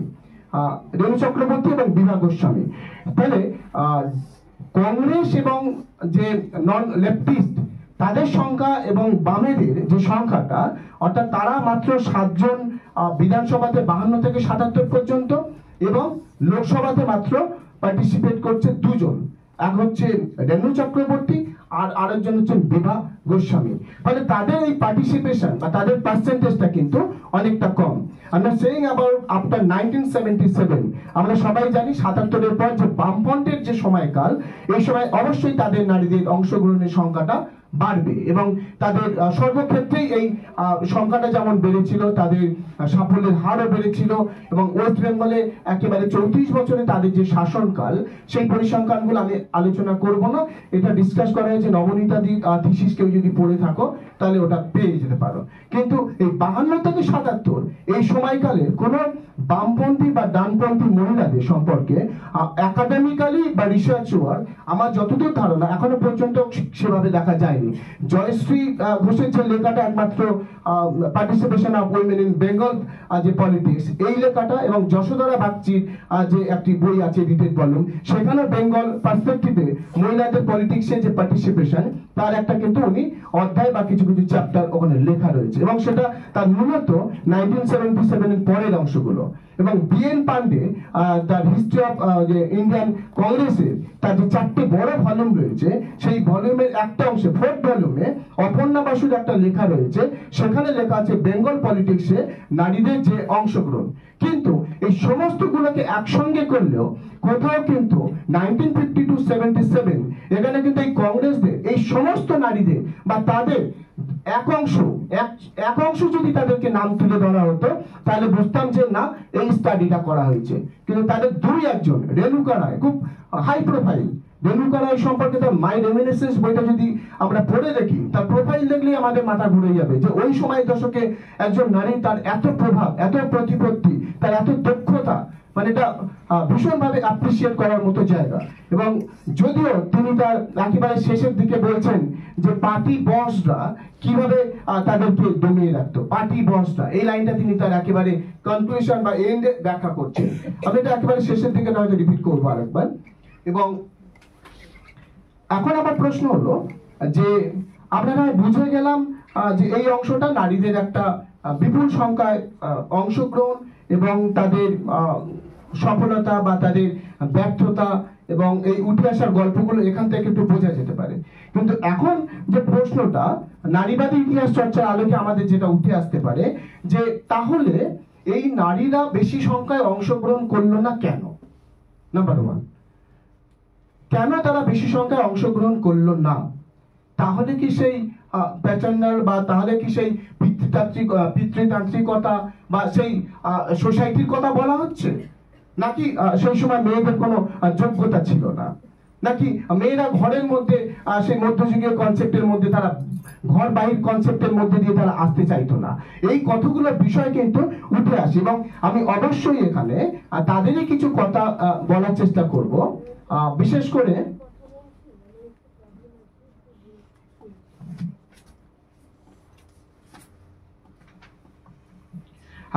করে সরলা দেবীর একটা ঝরা পাতা তিনি এক জায়গায় কোট করছেন 37 সম্ভবত পেজে। তিনি বলছেন যে মেয়েরা যদি পুরুষ দেবতাদের বলেন, coat unquote, please listen this line, মেয়েরা যদি পুরুষ দেবতাদের বলেন তোমার সিংহাসনটা আমায় ছেড়ে দাও না ভাই, তাহলেই বিপদ। তাহলেই পুরুষের পৌরুষ বেরিয়ে পড়ে চোখ রাঙা করে বলে কবি নেই, কবি নেই। কে বলছেন এটা? সরলা দেবীর মতো মানুষ, তার মতো এরকম উদীয়মান শিক্ষাবিদ এবং তার মতো চেতনা সম্পন্ন মহিলা, যিনি মহিলা জাগরণের জন্য তিনি অর্গানাইজেশন তৈরি করছেন এবং সমাজে বার্তা ছড়িয়ে দিচ্ছেন, তাকে কিন্তু এই কথা লিখতে হয়েছে। তো এর থেকে আমাদের বুঝতে হবে একটা আর্গুমেন্টের জায়গা। এরপরে যদি আমরা দেখি যে মণিকুন্তলা সেন, বামপন্থী নারী, তার যে কথা, তিনি সেখানে এক জায়গায় কি বলছেন? তিনি বলছেন যে তার স্মৃতিচারণায় যে আমাদের সঙ্গে পার্টি নেতাদের একটা বিষয় বিরোধ হলো 100টা সিটে আমি মেয়েদের মধ্যে একমাত্র প্রতিনিধি রূপে কেন মনোনীত হব, অনিলা, পঙ্কজ, কনক ওরা কেন হবে না? এবং দেখা যায় যে এই কন্টেস্টের একেবারে শেষে তিনি বলছেন আইনসভায় সদস্য হওয়ার তার প্রতি এত আকর্ষণ কেন পুরুষদের? আমার মনে হয় 100টার মধ্যে সম্ভবত আমরা মোট 28টি সিট পেয়েছিলাম, হয়তো আরো 2-1 মেয়ে দাঁড় করালে আমার মতো তারাও সিট জিতে তার যোগ্যতা প্রমাণ করতে পারত। তাহলে বামপন্থীদের ক্ষেত্রে একটা প্রযোজ্য হচ্ছে যে তারাও কিন্তু মহিলাদের যে পার্টিসিপেশনের ক্ষেত্রে তাদেরকে এগিয়ে দেবে, তাদেরকে সামনে তাদেরকে সাহস যোগাবে, সেটা কিন্তু এখানেও আমরা দেখতে পাচ্ছি একটা কিছু অভাব। এবার আমি একটু যে সমস্ত নারীদের মধ্যে যারা ভীষণভাবে উঠে এসেছিল তাদেরকে যদি বলা হয় যে এখানে অ্যানালাইজ করতে গিয়ে আমি কতগুলো জায়গা মনে হয়েছিল যে মহিলাদের এই সময় পার্টির প্রয়োজনে ব্যবহার করার দরকার ছিল। আন্দোলনের সময় মহিলাদের মিছিলে প্রথম সারিতে রেখে পুলিশের বন্দুকের মুখে ফেলে দেওয়া যেতে পারত। কোন মহিলাকে দলের সর্বোচ্চ শিখরে বসতে দেওয়া ছিল তাদের কাছে একটা অকল্পনীয়। এরকম কিছু কিছু জায়গা আমার মনে হতে গিয়ে আমরা এবারে ঠিক তুলে ধরার চেষ্টা করব যে লাবণ্য প্রভা দত্তের কথা। লাবণ্য প্রভা দত্ত, এই কোটটা করছি আমি অতুল্য ঘোষের কষ্টকল্পিত, খুব রেয়ার বুক, এটাও বাজারে খুব পাওয়া যাবে না এবং লাইব্রেরি খুব রেয়ার, কোনো পুরানো লাইব্রেরি ছাড়া পাওয়া যাবে না। অতুল্য ঘোষ তার সময়কালে, তার মন্ত্রিত্বের সময়কালে যে বইটি তিনি সেখানে বলছেন যে লাবণ্য প্রভা দত্ত এবং মহিলাদের সংকটটা কিভাবে ব্যাখ্যা করছেন। আমি একটু রিড করছি। বলছে যে আমাকে তৎকালীন রাজ্যপাল ডক্টর হরেন্দ্র কুমার মুখার্জি ও মুখ্যমন্ত্রী ডক্টর বিধানচন্দ্র রায় বিপদে ফেলেছিলেন। সন্ধ্যেবেলা হরেন্দা ডেকে বললেন, ওহে, দিল্লি থেকে চিঠি এসেছে, বিধানসভায় মহিলার সংখ্যা খুব কম, একজন মহিলাকে পরিষদে মনোনয়ন দিতে পারলে খুব ভালো হয়, একটি আসন ভীষণ দরকার। এটা হচ্ছে একদিকে হচ্ছে আপনার দিল্লিটা, এদিকে বিধানচন্দ্র রায় বলছেন ওহে, একজন খ্রিস্টানকে নেওয়া হয়নি, যদি একজন খ্রিস্টানকে নেওয়া হয় তাহলে খুব ভালো হয়। রাজ্যপাল চাইছেন মহিলা এবং মুখ্যমন্ত্রী চাইছেন খ্রিস্টান। এবং এইরকম খুঁজতে গিয়ে দেখা যাচ্ছে রামবাগানের দত্তবাড়ির খ্রিস্টান ধর্মাবলম্বীদের মধ্যে একজন অধ্যাপক সুশীল দত্ত বাড়ি গিয়ে হাজির হলুম। আদর আপ্যায়নের পর সুশীল বাবুকে বললুম, আপনার স্ত্রীর সঙ্গে দেখা করতে চাই। সম্পূর্ণ অপরিচিতা মহিলা, নামও শুনিনি, চোখেও দেখিনি। খানিক বাদে সুশীল বাবুর স্ত্রী এলেন, বাঙালি মধ্যবিত্ত পরিবারের গৃহস্থবধূর মতো, একেবারে তার সব গুণী, হাসি হাসি মুখ, এবং কোনটার সঙ্গেই বলে ফেললাম যে আপনি কি অনুগ্রহ করে এমএলসি হবেন? উনি একবার স্বামীর দিকে চাইলেন, এই জায়গাটা আমার ধরার, উনি একবার স্বামীর দিকে চাইলেন। ফলে এখানে লাবণ্য প্রভা দত্ত যখন এমএলসি হচ্ছেন তাহলে কিন্তু তার নিজের স্বাধীনতাটা কিন্তু থাকছেন না। আমি ঠিক এখান থেকে তিনি তার স্বামীর দিকে চাইলেন, অর্থাৎ অপর প্রান্ত থেকে কোনো একটা রেসপন্স আসবে কি আসবে না, তারপরে আমি কিন্তু এখানে যাব, এইটা একটা জায়গা। এরপরে আভা মাইতির কথা অবশ্যই বলতে হবে, কারণ আভা মাইতি যে সময়কালটা উনি একেবারে সংসদে ছিলেন, তিনি 6বার মানে অ্যাসেম্বলিতে ছিলেন, সেখানে তিনি বলছেন যে মহিলা প্রার্থীরা নমিনেশন পেতেন বা রিনমিনেটেড হতেন বা হতেন না, তার প্রমাণ আভা মাইতির আমরা একটা জায়গাতে পাচ্ছি। তিনি বলছেন বাবা মাই আমাকে কংগ্রেসে অনুপ্রাণিত করেন। অবশ্য আভা মাইতির একটা ব্যাকগ্রাউন্ড ছিল পারিবারিক, যে বাবা কংগ্রেসের খুব নাম করা মানুষ ছিলেন সেই সময়কার, এবং তিনি বলছেন যে প্রদেশ কংগ্রেসে আমাকে অতুল্য ঘোষই নিয়ে আসেন। বিধানসভার প্রার্থী হওয়ার প্রসঙ্গে বলেন, ডক্টর বিধানচন্দ্র রায় তখন পশ্চিমবাংলার কর্ণধার। কংগ্রেস প্রার্থী তালিকা দিল্লিতে পাঠিয়েছিল নেহরুজির কাছে, তালিকায় আরো কিছু মহিলা প্রার্থী দরকার। তখন খোঁজ শুরু হলো, হঠাৎ রেণুকা রায় ত্রাণমন্ত্রী আমাকে ডেকে বললেন তোমাকে বিধানসভায় দাঁড়াতে হবে, মেদিনীপুর জেলার ভগবানপুর থানা থেকে। আমি তো অবাক, এত অল্প বয়সে দাঁড়াবো ভাবতেই পারছি না। যাই হোক দাঁড়ালাম, এবং আমি জীবনে 6বার জিতেছি এবং 4বার হেরেছি। তাহলে 6 আর 4 10 into 5 মানে 50 বছর তিনি একেবারে এই অ্যাসেম্বলি বা পার্লামেন্টের সঙ্গে কিন্তু ইনভলভ ছিলেন। কিন্তু তার যে কথাটা, এবং আমরা দেখেছি, আমি একটু মাঝখানে আলোচনাতে বলেছিলাম যে যে সমস্ত নারীরা একেবারে ফ্রন্টে এসেছিলেন, বিশেষ করে Abha Maiti one of them. Renuka Roy, Purabi Mukhopadhyay যেমন বাঁকুড়া থেকে বারবার জিততেন, এবং পূরবী মুখোপাধ্যায় সম্পর্কে একটা খুব ভালো গল্প হতো, ওনার বাপের বাড়ি এবং শ্বশুর বাড়ি ঠিক ওই দিকে, এবং তিনি যখন যেতেন তখন পাড়া মানে পাবলিক, এখন যেমন আমরা দেখি এমএলএরা বা মন্ত্রীরা আসলে আমরা অনেক কিছু বিভিন্ন বক্তব্য প্লেস করি, তারা বলছেন যে সরকারি গাড়ি খরচা করে, টাকা পয়সা খরচা করে বাপের বাড়ি শ্বশুর বাড়ি না করলেই হতো না, একটু এখানকার স্বাস্থ্য ব্যবস্থার দিকে নজর দিলে কি হয়। তো যাই হোক, তিনি পরবর্তীকালে তার অ্যাসেম্বলির পাতার পর পাতা যে বক্তৃতা আমরা পাই, সেখানে কিন্তু বাঁকুড়ার স্বাস্থ্যের উন্নতির জন্য তিনি অনেক কাজ করেছিলেন। এটা কিন্তু ইম্পর্টেন্ট যে পূরবী মুখোপাধ্যায় শুধু এই বিতর্কের বাইরে, এটা কিন্তু একটা আমাদের মনে রাখতে হবে।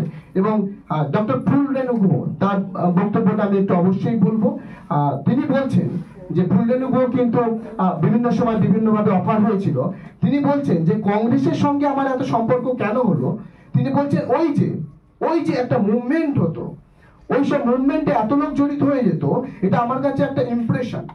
বিভিন্ন ধর্মের, বিভিন্ন ভাষাভাষী মানুষের ভিড় আমার মনে ভীষণ একটা প্রভাব ফেলতো।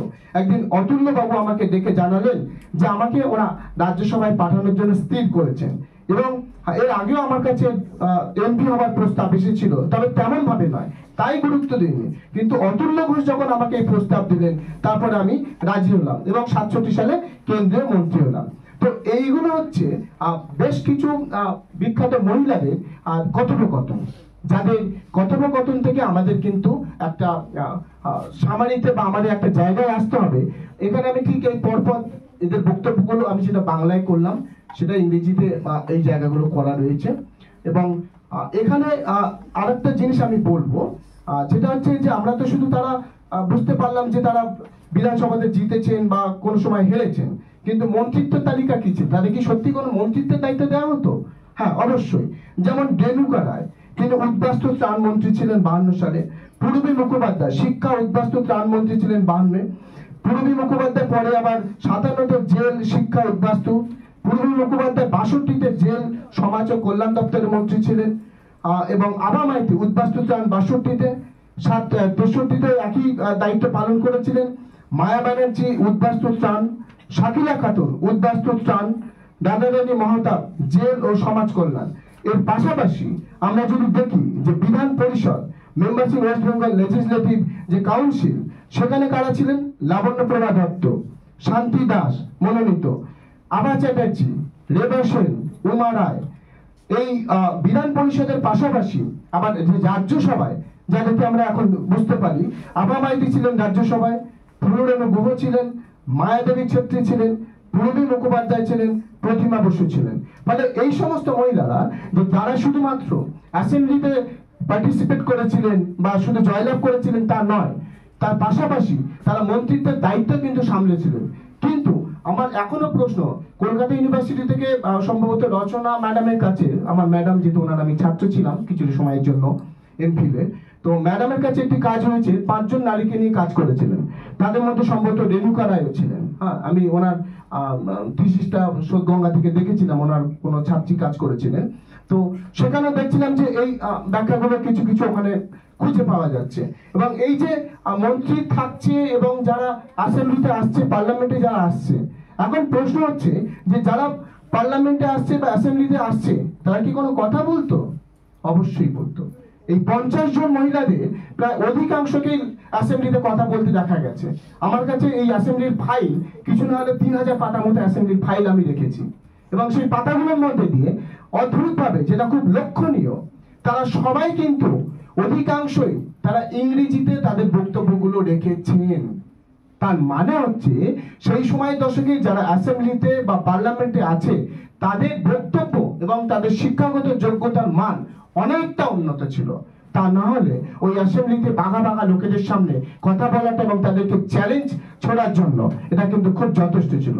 কারণ আমরা মণিকুন্তলা সেন একবার কোনো এক সময় তর্ক বিতর্কে বলা হয়েছিল যে তিনি নাকি জুতো দেখিয়েছিলেন, জুতো ছুঁড়েছিলেন। পরবর্তীকালে তিনি আর এক জায়গায় ব্যাখ্যা করেছিলেন যে জুতোটা আমি ছুঁড়িনি, জ্যোতি বসু পাটা তুলেছিলেন জুতো ছোড়ার জন্য, একটা ইঙ্গিত করেছিলেন, আমি সেইটা দেখে আমি জুতো ছুঁড়েছিলাম। কারণ ব্রিটিশ পার্লামেন্ট বা ওদের ওখানে 5 দিন ছোড়াছুড়ি হয়, আমি তো সেইটা হয়নি, কিন্তু তার জন্য আমি খুব ভীষণভাবে ক্ষমা প্রার্থী। বলে আজকের আমরা দেখি না বিধানসভায় বিভিন্ন রকম চেয়ার ছোড়াছুড়ি, একে অপরকে কুকথা বলছে, গালিগালাজ করছে। এটা শুধু আজকের যে বর্তমানে রেওয়াজ তা না, এর আগে এই সমস্ত বিভিন্ন ঘটনাগুলো ঘটেছে। এবং অ্যাসেম্বলির এই ফাইলগুলো দেখতে দেখতে দেখতে দেখতে এরকম খুব ইন্টারেস্টিং গল্পগুলো আমাদের সামনে উঠে আসে। ফলে এই আলোচনা শেষ হবে না, এই আলোচনা দীর্ঘক্ষণ চলতে থাকলে চলতেই থাকবে। হ্যাঁ, তো এটা তো একটা নির্দিষ্ট সময়কালের জন্য আমাদের এই আলোচনা চক্র। তো আমি এর পরে যেটা বলবো যে মেয়েদের ক্ষেত্রে যারা এই যে এত সংখ্যায় পার্টিসিপেট করলো বা তারা জয়ী হলো বা যারা মন্ত্রিত্ব পালন করলো, তাহলে আমরা পজিশনটা বা অপর্ণা ম্যাডামের ভাষায় নারীবাদী অ্যাঙ্গেলে আমরা এখন তাহলে কোথায় দাঁড়িয়ে থাকলাম, এদের সম্পর্কে আমরা কি বলবো?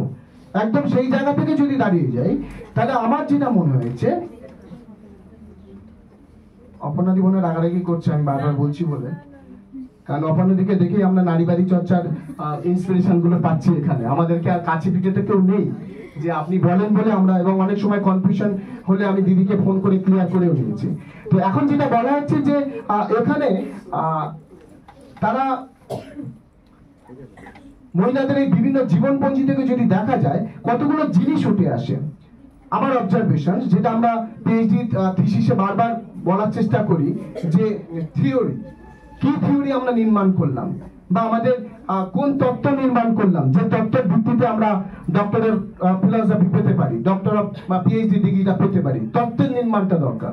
সেই তত্ত্বের নির্মাণের জায়গায় আমার যেটা মনে হয়েছে যে এরা আইনসভার ভিতরে বা বাইরে কোনো সলিড ব্লক বা চাপ সৃষ্টিকারী প্রেশার গ্রুপস এটা তারা তৈরি করতে পারেনি।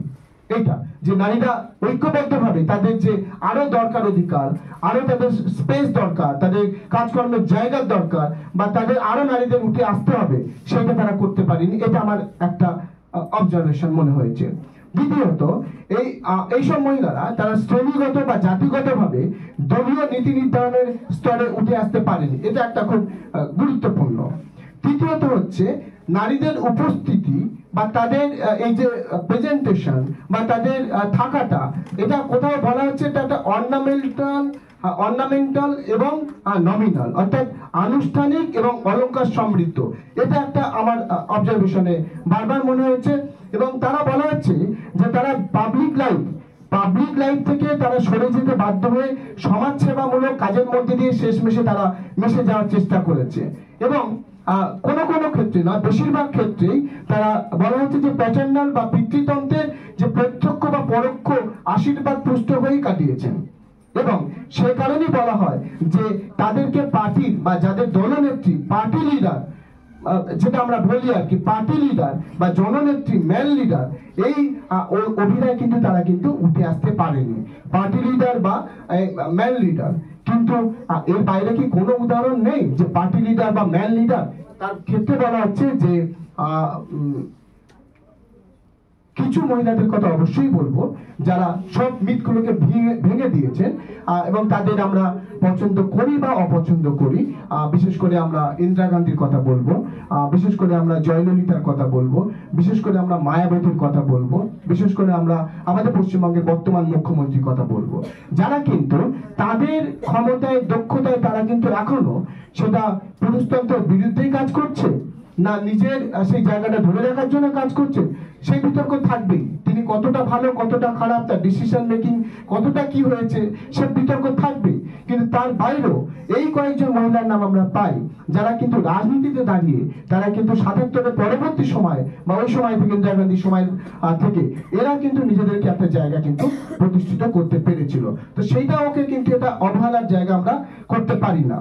এবং একেবারে আমি কনক্লুশনের দিকে আসবো যে বর্তমানে আমরা ভীষণ একটা সংকটের মধ্যে দিয়ে গেছি এবং তার বিচারও এখনো পাইনি। বিশেষ করে অভয়ার যে বিচার, এটা নিয়ে অনেক আন্দোলন অনেক মুভমেন্ট হয়েছে, কিন্তু ঠিক 1969 সালে 6 এপ্রিল এরকমই একটা ঘটনা ঘটেছিল পশ্চিমবঙ্গের বুকে। তার উদাহরণ কিন্তু কেউ আমরা দেখি না। সেটা হচ্ছে রবীন্দ্র সরোবরে একটা ঘটনা, দুর্ঘটনা।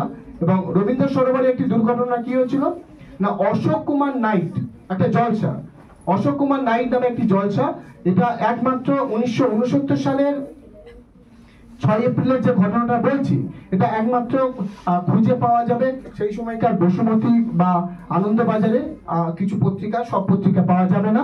এবং সেখানে বলা হচ্ছে যে মেয়েদেরকে যেভাবে অত্যাচার করা হয়েছিল, তাদেরকে যেভাবে তাদের মান সম্মান নিয়ে টানাটানি করা হয়েছিল, এবং সেই ঘটনাটা যখন ঘটেছিল তখন ঘুরিয়ে জ্যোতি বসু বলেছিলেন যে তারা তো কোনো রকম ভাবে থানাতে গিয়ে তারা তো কোনো রকম ভাবে তাদের বিচার চায়নি বা তাদের সঙ্গে কি ঘটেছে সেটা কিন্তু লেখেনি।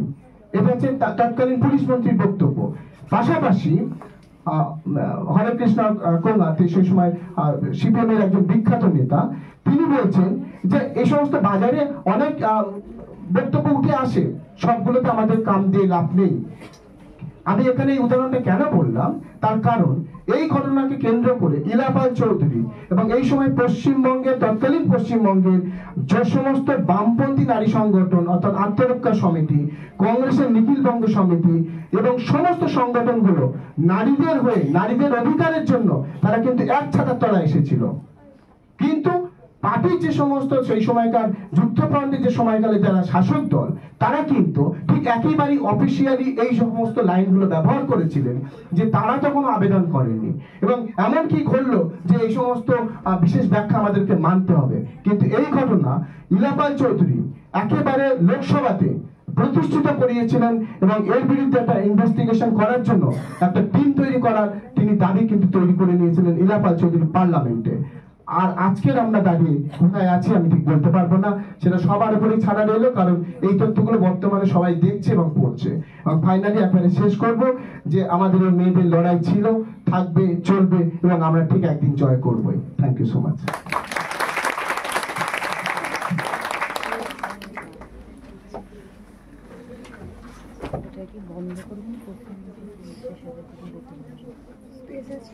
স্পেস তো আছে।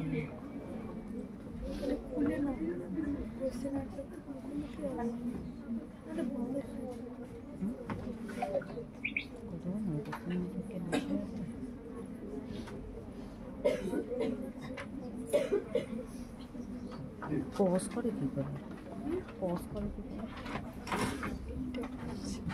পলাশ, এটা অসামান্য বক্তৃতা আমরা শুনলাম।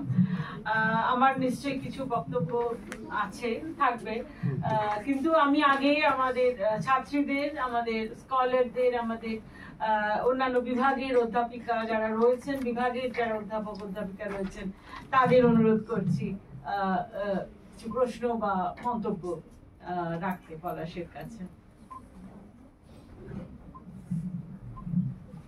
ছাত্রীদের নিশ্চয়ই কিছু বলার আছে বক্তৃতা শোনার পর, কিছু প্রশ্ন নিশ্চয়ই তোমাদের মনে এসেছে, তো তোমরা যদি প্রশ্ন করো। ছাত্রীদের দিয়ে শুরু করি।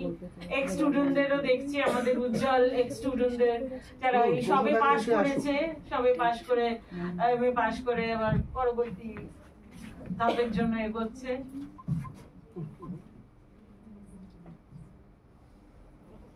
বলো বলো, যা মনে আসে বলো। প্রশ্ন করা মানে কোনো লজ্জার ব্যাপার হতে পারে না। হ্যাঁ, মানে বোকা প্রশ্ন বলে কিছু হতে পারে না। মনে প্রশ্ন এলে সেটা একদম নির্দ্বিধায় উঠে দাঁড়িয়ে করো। আর কল্যাণী বিশ্ববিদ্যালয়েরও কয়েকজন ছাত্রছাত্রী এখানে রয়েছেন, উপস্থিত রয়েছে। কল্যাণীর কোথায়? কল্যাণী যে এখানে। তোমার বক্তৃতা শুনতে তারা। তোমাদের বাড়ি কোথায়? ভেদে লাইনে। আর তোমার? বাবা, কল্যাণী থেকে পলাশের বক্তৃতা শুনতে এসেছে। পলাশ, এটা একটা দারুণ ব্যাপার, এত দূরে এটা খুব মূল্যবান প্রাপ্তি। তো তোমাদের কিছু প্রশ্ন আছে? বোঝা গেছে তো সবার কাছে নাকি বিষয়টা?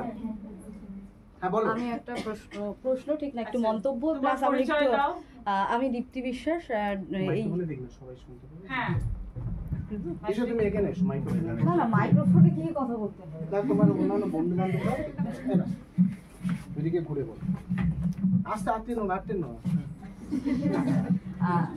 হ্যালো, আমার কাছে আমার যেটা হচ্ছে বক্তব্য সেটা হচ্ছে স্যারের আগেও একটা আলোচনা আমি শুনেছিলাম, সেটা ওমেন হিস্ট্রি কনক্লেভস এর থেকে। আর সেটা ওই দীপালি সংঘ নিয়ে আপনি যখন বলেছিলেন। আজকে আর একটা অন্যরকম আলোচনা শুনলাম, দুটোই খুব ছুঁয়ে গেছে আমাদের সকলকেই। আমি জানি, আশা করি আমার মতো সকলেরই এই বিষয়টি অনেক বেশি কাছের লেগেছে। তো আমার যেটা হচ্ছে একটু বক্তব্য, সেটা হচ্ছে যে স্যার, আপনি যে লেজিসলেটিভ অ্যাসেম্বলির যে বিভিন্ন নথিপত্রগুলো বারংবার দেখেছেন এবং সেখানে দেখছেন যে মেয়েরা কনভারসেশন করছে, দাবি রাখছে ইংরেজিতে এবং বিভিন্ন দাবি দাওয়া রাখছে। দাবি দাওয়ার কথাও তো তারা বলছে। তো সেক্ষেত্রে কি মেয়েরা ওই দাবি দাওয়াগুলো, মানে যে সমস্ত ক্যান্ডিডেটরা ওখানে পৌঁছেছিল, তারা কি সেই দাবি দাওয়াগুলো আদায় করতে পেরেছিল? এবং সেই দাবি দাওয়াগুলো কি পুরোটাই মানে পার্টির থেকেই ঠিক করা হতো যে পার্টির এই দাবি দাওয়াগুলোই তোমাদের চাইতে হবে বা এগুলোই আমাদের এজেন্ডা হবে ভবিষ্যতের জন্য, এগুলোই তোমাদের বলতে হবে? পার্টি নির্দিষ্ট ছিল নাকি মেয়েরা নিজেদের তাগিদ থেকে যে ইয়েটা অধিকারটা যে বাঁকুড়ার কথা আপনি বললেন, যে বাঁকুড়াতে স্বাস্থ্যের কথা বলেছিল, যে গাড়ি না চড়ে তুমি স্বাস্থ্যের যদি একটু উন্নতির ব্যবস্থা করা যায়, তো সেক্ষেত্রে কি তার ব্যক্তিগত উপলব্ধি থেকে, মানে নিজের আত্মতাগিদ যেটা বলা হচ্ছে সেই তাগিদ থেকেই করেছে নাকি? এই একটা প্রশ্ন আপাতত আছে, তারপরে দেখছি। আর আমি হচ্ছে এই বিশ্ববিদ্যালয় উইমেন স্টাডিজ বিভাগে পিএইচডি স্কলার। আমার সুপারভাইজার প্রফেসর দিশারি রায় আর joint supervisor Aparna Bandyopadhyay ma'am. Thank you, খুব ভালো একটা প্রশ্ন করেছো। তোমাকে খুব প্রাসঙ্গিক কথা ভাবো, বর্তমানের কথা ভাবো। আজকে যদি কোনো বর্তমানে যে প্রাসঙ্গিকতা, আমরা যদি কোনো বিধায়িকা যারা আজকে নতুন অ্যাসেম্বলিতে যাচ্ছে বা পার্লামেন্টে যারা যাচ্ছে, তাদের কাছে তারা ভোটের আগে প্রচার করে একরকম, বা সেই বহুমুখী ভাবনা চিন্তা নিয়ে তারা মানুষকে বোঝায়, এবং তারপরে তারা কতটা কাজ করে, এটা হচ্ছে কারণ আমরা ইতিহাস চলমান, আমরা ইতিহাসকে যেমন পুরানোর সঙ্গে নতুনের মেলবন্ধন করানোটা বা আমাদের বোঝাটা অবশ্যই দরকার। ঠিক সেই সময়টা এর অন্যতা ছিল না। তারা মানুষের কাছে পৌঁছাতো যে তাদের ভালোর জন্য বা ভালো কিছু কাজ করবে, কিন্তু ওই যে বলা হচ্ছে যে পার্টির অন্তর্মহলের কিছু কথা তার পার্টি লাইনের বাইরে কিছু বলা যেত না। এবং ধরো বাঁকুড়া থেকে পূর্বী মুখোপাধ্যায় বা আবামাইতি মেদিনীপুর, এইটা আমি অ্যাসেম্বলিতে বা ওই তাদের বক্তৃতা বারবার দেখেছি যে ওখানকার যে সমস্যাগুলো, যেমন শিক্ষা, স্বাস্থ্য বা তাদের সামাজিক কিছু কাজকর্ম, তারা কিন্তু ওখানে বারবার আবেদন রেখেছিলেন এবং তাদের মধ্যে দিয়ে হয়তো কিছু কিছু অংশ তারা আদায় করতে পেরেছিলেন। পুরোটা না হলেও তারা কিন্তু কিছু অংশ সফল হয়েছিলেন। এবারে গল্পটা তখনই আমাদের কাছে ইতিহাস চেতনার দিক থেকে খুব ভালো মনে হয় যখন আমরা দেখি তার সমালোচনা হচ্ছে। সমালোচনা না হলে ইতিহাস তো তৈরি হবে না। বিরোধী দল ঠিক ওই পূর্বী মুখোপাধ্যায়কে ওইগুলোই বলার চেষ্টা করেছিলেন, কারণ এটা তাদের পার্টি লাইনে বা তাদের পেপার থেকে আমার কালেকশন করা, এবং সে কারণে তারা সমালোচনা করছে। কিন্তু পূর্বী মুখোপাধ্যায় বাঁকুড়ার জন্য যে কাজগুলো করেছেন, আমাদের সম্প্রতি সিধুকানু ইউনিভার্সিটি থেকে একজন ছাত্রী, ও হেলথ নিয়ে কাজ করছিল, তখন ওর কাছে আমি এই ওপিনিয়নটা শেয়ার করছিলাম। ও বললো যে এই কাজগুলো অ্যাসেম্বলিতে উনি যখন বলেছিলেন তার কিছু কিছু অংশ নয়, অধিকাংশ এখানে করা হয়েছে। তাই ধরে নেওয়া যেতে পারে যে সব ক্ষেত্রেই যে হয়েছে তা নয়, কিছু কিছু কাজ অবশ্যই হয়েছে।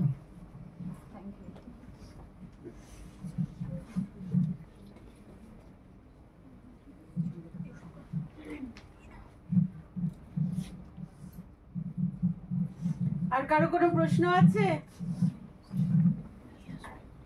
কি মেহবুবা?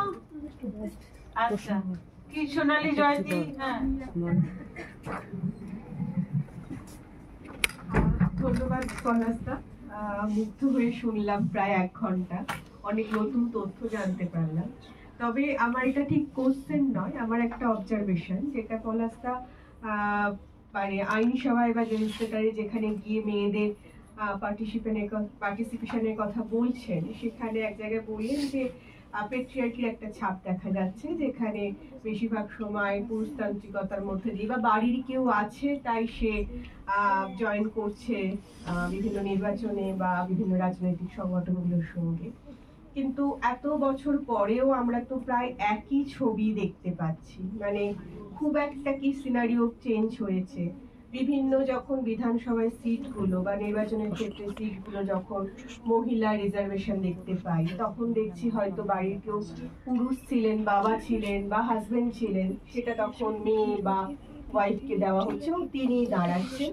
এবং পরবর্তীকালে তিনি যখন জিতছেন সেই সিটটা থেকে, যখন বিভিন্ন রাজনৈতিক কার্যাবলী সম্পাদন করতে হচ্ছে বা কোনো ডিসিশন নিতে হচ্ছে, তখন দেখা যাচ্ছে অনেক সময় আমরা খবরেও রিপোর্টেড হচ্ছে দেখছি যে হয়তো সেই মহিলা ক্যান্ডিডেট জিতেছেন, কিন্তু বকলমে তার হাজবেন্ড বা বাবা এখনো সেই কাজগুলো করে যাচ্ছে। তার ব্যক্তি স্বাতন্ত্রতা আমরা খুব একটা দেখতে পাচ্ছি না, মানে মহিলা ক্যান্ডিডেট যিনি জিতে আসছেন তার ব্যক্তি স্বাতন্ত্রতা দেখতে পাচ্ছি না। এটার কারণ কি? মহিলাদের কি রাজনৈতিক ক্ষেত্রে সত্যি অনীহা আছে? কিন্তু তার মধ্যেও পলাশদা এখানে বললেন যে কিছু ব্যতিক্রমী উদাহরণ দেখতে পাচ্ছি, জয়ললিতার কথা বললেন, আমাদের মুখ্যমন্ত্রীর কথা বললেন, সেরকম ব্যতিক্রমী উদাহরণও দেখতে পাচ্ছি। তাহলে কোথাও কি আমাদের নারীদের নিজেদেরই কোথাও একটা সীমাবদ্ধতা আছে? কেন আমরা উঠে আসতে পারছি না বা বিষয়গুলো থেকে ওভারকাম করতে পারছি না? বা রাজনীতি নিয়ে কি স্পেসিফিক রাজনীতি বলে এই জায়গাটা একেবারে মানে ধরেই নিচ্ছি যে পুরুষতন্ত্রের কোনো একটা ছাপ আছে, তাই আমরা এতটা নেগলেক্ট করছি? কি মনে হয়? এইটা ঠিক সঠিক উত্তর দেওয়ার মতো আমারও মনে হয় পরিসর নেই। আমি পরিসংখ্যানের যে জায়গাগুলো আমি তুলে ধরার চেষ্টা করেছি, এবং আজকে বর্তমানেও যেভাবে তুমি যেটা বলার চেষ্টা করলে, কোরিলেট করলে, যে সে সময়তেও আমাদের যেমন দেখছি যে তারা গুটি কয়েক মহিলা যারা ফ্রন্টে আসতে পেরেছেন এবং তারা দীর্ঘদিন প্রায় কেউ 5 বার বা 6 বার ইলেকশনে কন্টেস্ট করছেন, জিতে থাকছেন। এখন তারা কি সেই পার্টির আদর্শ পুষ্ট হয়ে থাকতেন বলেই হয়তো তারা এতদিন সুযোগ পেয়েছিলেন, এবং বাকিরা হয়তো সেই আদর্শ পুষ্ট হতে পারেনি বলেই তারা হয়তো 1 বার বা কোনো সময় 2 বার। এবং আজকে বর্তমান রাজনীতিতেও যেমন আমরা দেখতে পাচ্ছি, আমার মনে হয় সেই একটা সূক্ষ্ম প্যারালাল একটা জায়গা কিন্তু মিলিয়ে আসছে। হ্যাঁ, এবং নারীরা কেন পারছেন না বা পারবে না এরকম তো ব্যাপার নয়, তারা চেষ্টা করে যাচ্ছে, তাদের লড়াইটাকে চেষ্টা করছে। সেই সময় যে লড়াইটা ছিল, আজকে সোশ্যাল মিডিয়ার দৌলতে আজ আমরা কিন্তু ভালোভাবেই দেখতে পাচ্ছি কোন একজন অ্যাসেম্বলিতে বা বিধানসভায় টিকিট পেলেন না, তারপর তার কান্নাকাটি দেখে পরের দিন দেখা যাচ্ছে অন্য ইলেকশনে তাকে দাঁড় করিয়ে দেওয়া হচ্ছে। হ্যাঁ, এবং এটা পার্টির লাইনে তারা বুঝতে পারছে যে দল যদি আবার এই সময় ভেঙে যায়, আবার যদি আমাদের এই সম্পদ অন্য দলে চলে যায়, এখন সেইটা দিয়ে তো আর আমি নারীদের কৃতিত্ব ব্যাখ্যা করতে পারবো না। কিন্তু তাহলেও মনে হয় যে তৎকালীন সময় আছে মহিলাদের যে 50% বা সমান সংখ্যক যে আমাদের যে রিজার্ভেশন হয়ে গেছে, তারপরে কোথাও একটা রাজনৈতিকভাবে দায়বদ্ধ তারা যে তাদের এই সংখ্যাটা সমান সমান রাখতে হবে, এইটা একটা। এবং সিদ্ধান্ত ডিসিশন মেকিং এর ক্ষেত্রে কোনো এই যে বললাম যে কিছু কিছু নারী অবশ্যই সফল হয়েছে এবং কিছু কিছু বাধ্যবাধকতা থেকেও গেছে, যে তারা সেগুলোকে এই পঞ্চায়েত এরিয়াগুলো বিশেষ করে এখন যেগুলো দেখছি, হয়তো মহিলারা জিতেছেন, হয়তো কোনো ক্ষেত্রে প্রধানও হয়েছেন, কিন্তু সেখানে দেখা যাচ্ছে যে ডিসিশন মেকিংতে বা মেকার কিন্তু তার বাড়ির কর্তা বা হয়তো তার পার্টি লাইনের কোনো পার্টি বস, যেটা রেণুকা রায় বলছেন, এটা চলছে। আমার একটা ছোট্ট আমার একটা জাস্ট মানে কোয়েরি যে মানে মহিলারা যে পলিটিক্সে জয়েন করছে, মানে সেটা কি মহিলাদের কোনো মানে মানে এটা কোনো অ্যাডভান্টেজ না ডিসঅ্যাডভান্টেজ? মানে তারা জিতছে বা হারছে, তো সেটা মানে নারী বলে তাদের কাছে কি লোকজন বেশি ওপেন আপ হচ্ছে, প্রবলেমগুলো বলছে বা কিছু, মানে নাকি নারী বলে আবার তাকে অনেক বেশি মানে সমস্যার সম্মুখীন হতে হচ্ছে পলিটিক্সে?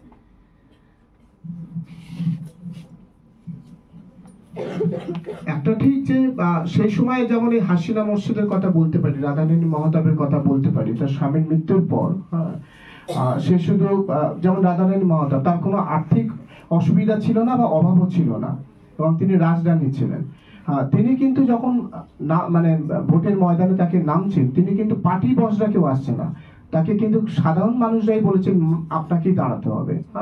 তারপরে কিছু কিছু ক্ষেত্রে যেমন লাবণ্যপ্রভা ঘোষ, পুরুলিয়ার লাবণ্যপ্রভা ঘোষ কিন্তু মানভূম জননী হিসেবে পরিচিত হয়েছিলেন। তার কারণ কি, তিনি সেই সময় শুধু মেয়েদের সামাজিক বা যে সমস্ত উঠে আসার জায়গাগুলো, সামাজিক উন্নতির দিকগুলো যেভাবে তিনি লড়াই করে এসেছেন, এবং ওখানে একটা শিল্পাশ্রম আছে, এখন সেটা ভেঙে গেছে, এবং সেটা পুরো গান্ধী আদর্শে পরিচালিত শিল্পাশ্রম।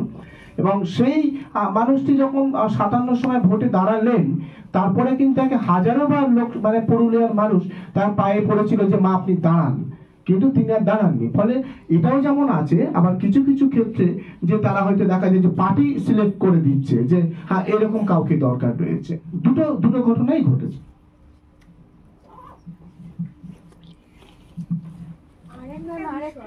হ্যাঁ বলো বলো বলো বলো বলো। স্যার একটা প্রশ্ন করতে চাই, মানে বিধানসভায় বিরোধী পক্ষ তো ছিল, সেখানে নারীরাও নিশ্চয়ই ছিলেন, তো তাদের পারফরমেন্স কিরকম ছিল? তারা কি নিজেদের দাবি দাওয়া আদায় করতে সক্ষম হয়েছিলেন? ওটাই আমি একটু আগেই বললাম যে তারা কোনো কোনো অংশে সফল হয়েছেন, আবার কোনো কোনো অংশ হয়তো পারেননি, কিন্তু তারা সেই আবেদনগুলো করতো। তোমরা এখন বসো বসো, তুমি বর্তমান প্রেক্ষাপটে কি দেখবে? বর্তমান প্রেক্ষাপটেই দেখো না, তুমি ওগুলো ছেড়ে দাও। আজকের সময়ে তোমার অঞ্চলের যিনি বিধায়ক বা বিধায়িকা, তিনি তার যে সমস্যাগুলো নিয়ে ভোটের আগে প্রচার করেছিলেন, তিনি সেই সমস্ত ইস্যুসগুলোকে নিয়ে কতটা তিনি বিধানসভায় বলছেন, বা দেখা যাচ্ছে 6 মাসে তাকে দেখা যায় না। হ্যাঁ, কোনো একটা দিন গেলেন, কি বললেন স্পিচটা আমরা কিন্তু জানতে পারি না। কিন্তু এটা ঠিক, বিধানসভাতে যদি সঠিকভাবে যুক্তি দিয়ে প্রতিস্থাপন করা হয়েছে যে বিষয়গুলো, তার অধিকাংশ ক্ষেত্রে কিন্তু তার ফল পাওয়া গেছে। কিন্তু সেটাকে সেই সমস্ত বিধায়ক বা বিধায়িকাদের কিন্তু প্রতিষ্ঠা বা তাকে কিন্তু লড়াই করতে হবে লজিক দিয়ে, এবং সে বাগ্মিতার পরিচয় হয়তো অনেকে দিতে পারেনি, কিন্তু সফলতা তো পেয়েছে, এবং তার উদাহরণ বারবার আমরা অ্যাসেম্বলিতে পাই, মানে বিরোধী দল হিসাবে হোক বা শাসক দলের পক্ষ থেকে হোক। তুমি বলো। আমি যেটা বলছিলাম পলাশদা, যেটা হচ্ছে আমরা যখন ন্যাশনাল কংগ্রেস হচ্ছে সেই সময় আমরা কিছু মহিলা দেখেছিলাম যারা ফ্রন্ট ফ্রন্টে আসছেন এবং সেই সময় বিভিন্ন রাজনৈতিক কার্যাবলীর সঙ্গে যুক্ত হচ্ছেন। কিন্তু তারপরেই যখন ন্যাশনাল কংগ্রেস ফর্ম হয়ে যাচ্ছে এবং বিভিন্ন যে অধিবেশনগুলো হচ্ছে বা যতগুলো আমরা ন্যাশনাল কংগ্রেসের অধিবেশন সভাপতি দেখতে পাচ্ছি, কোনো মহিলার নাম কিন্তু দেখতে পাচ্ছি না। না না না, মহিলার নাম আছে কোথায়? মানে যারা সভাপতিত্ব জানেন, করছেন, সভাপতিত্ব যদি জায়গা বলো, সেটা হয়তো একেবারে সভাপতিত্ব না পেলেও ইন্দিরা গান্ধীর কথা তো আমরা পাই।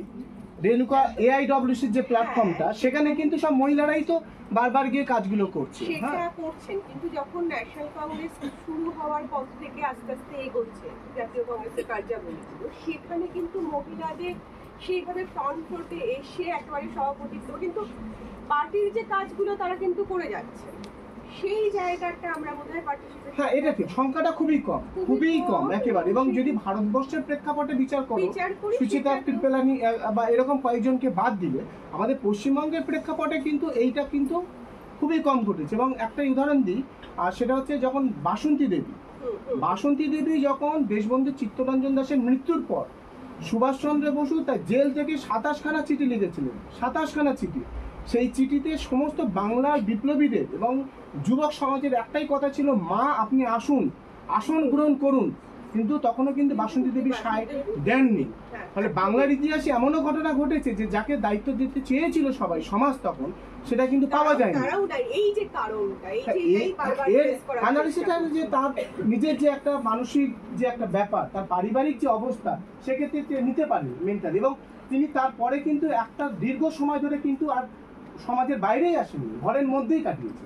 এই যে হঠাৎ বৈরাগ, মানে এটাই ট্রেস করার চেষ্টা করছিলাম যে আমরা যখন দেখতে পাচ্ছি মহিলারা কোথাও এগিয়ে যাচ্ছেন, আবার ধরুন বাসন্তী দেবী যে উদাহরণটা, এটা আমার একদমই সত্যি মাথায় ছিল না, আসছেন না, অনেকটা এগিয়ে যাচ্ছেন, সমাজ তাকে অ্যাকসেপ্টেন্স দিচ্ছে, সাধারণ মানুষ চাইছে, সেই জায়গা থেকে মহিলারা ফিরে যাচ্ছে।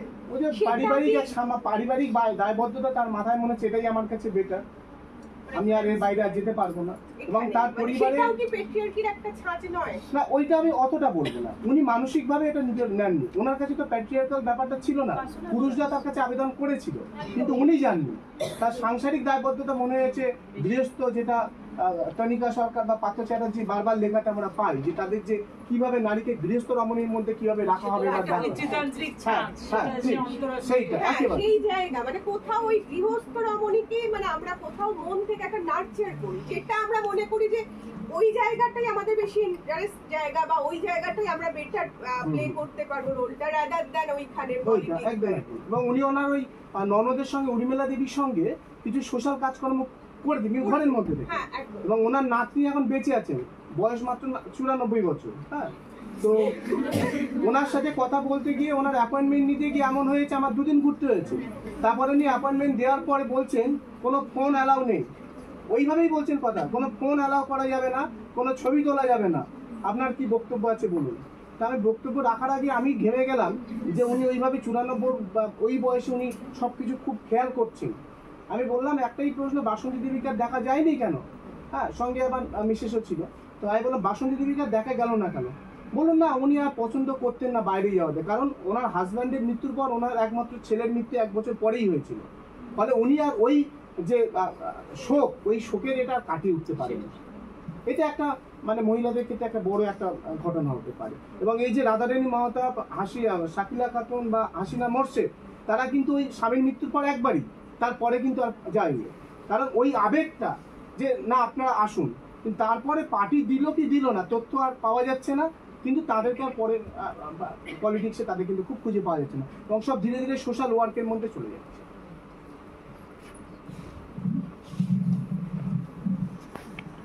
যেটা 1952 to 1977 এর মাঝখানে প্রথম দিকে দেখা গেল যে নারীরা বেশ ভালো অংশগ্রহণ করছেন রাজনীতিতে, তো পরবর্তী ক্ষেত্রে নারীদের সংখ্যাটা কমে যাচ্ছে। এর পিছনে কি কোথাও পুরুষতান্ত্রিকতার একটা ছাপ দেখা যাচ্ছে?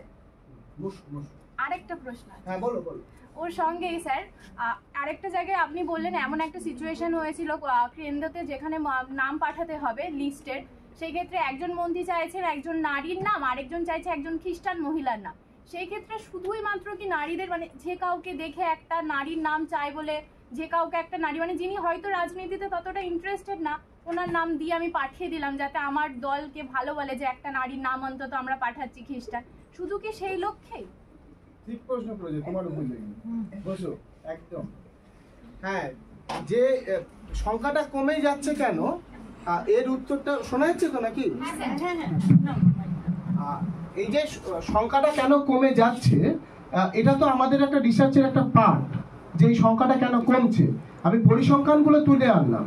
এখানে যেটা বলার যে হয়তো আমরা সেই সময় যোগ্য সংখ্যাটা পাচ্ছি না, যোগ্য নারীকে পাচ্ছি না, ইতিহাসে তো হয়তো কিন্তু এসব তো থাকে না, কিন্তু আমার যেটা মনে হচ্ছে যে সেই সময় এরকম উচ্চশিক্ষিত হয়তো মহিলা খুব একটা পাওয়া যাচ্ছে না, বা পার্টি লাইনে কাজ করবে, পার্টির মধ্যে থেকে কাজ করবে সেই মতাদর্শগত কোনো কাউকে পাওয়া যাচ্ছে না, এটা একটা কারণ হতে পারে। আর খ্রিস্টান বা এই মহিলা ওদের তখন তো কম্বিনেশন, এই যে আমাদের এখন দেখছো না যে সংরক্ষণের পরে SC ST OBC এই যে শীর্ষ সংখ্যাগুলো বিভাজন করা হয়, তখনও এরকমই একটা বিভাজনের তালিকায় ছিল। হ্যাঁ, যে সেখানে এরকম কোনো নারীকে রাখবে, মহিলা এবং খ্রিস্টান, ফলে সেই সংখ্যাটা ওইভাবে তখন ভাবতে হয়েছিল। হ্যাঁ,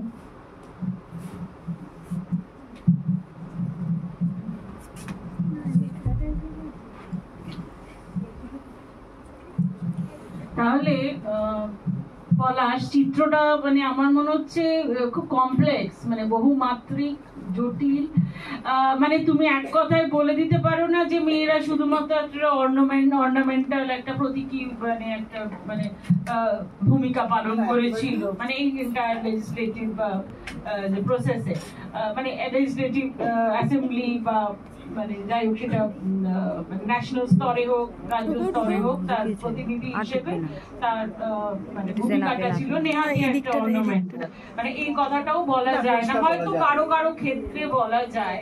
হ্যাঁ, মানে যেমন যে ভদ্রমহিলার কথা তুমি শেষে বললে, মানে যাকে স্বামী হয়তো সায় দিয়েছিল, কিন্তু তারপরেও প্রশ্ন ওঠে হয়তো স্বামীর সায় দিয়ে সে অংশগ্রহণ করেছিল, কিন্তু তার মধ্যে তারপরে কি একটা রাজনৈতিক চেতনা বা কিছু একটা করার তাগিদ বা তার এই যে পার্টিসিপেশনটাকে মিনিংফুল করে তোলার একটা চেষ্টা কি হয়নি? মানে আমি বলতে চাইছি যে ধরো এখন ওই পঞ্চায়েতি সিস্টেম সম্বন্ধে অভিযোগ, এই রিজার্ভেশনের ফলে মহিলারা ওই জাস্ট একটা মানে প্রক্সি দেয়, মানে তাদের হাজবেন্ডদের বা কোনো ভাসুরদের ছেলেদের প্রক্সি দেয়, কিন্তু আমরা নিজেরা বেশ কিছু পঞ্চায়েত মহিলা সদস্যদের সঙ্গে ইন্টারঅ্যাক্ট করেছি যাদবপুর স্কুল অফ উইমেন স্টাডিজের হয়ে, বেশ কতগুলো জেলায় গিয়েছিলাম, তো দেখেছি যে মানে সম্পূর্ণ একটা অন্য চিত্র। হ্যাঁ, হয়তো কারো কারো ক্ষেত্রে ওই মানে এটা খুবই অর্নামেন্টাল, মানে কারো হয়ে মানে স্বামীর হয়ে কথা বলতে তার নিজস্ব কোনো ভয়েস নেই বা নিজস্ব কোনো সিদ্ধান্ত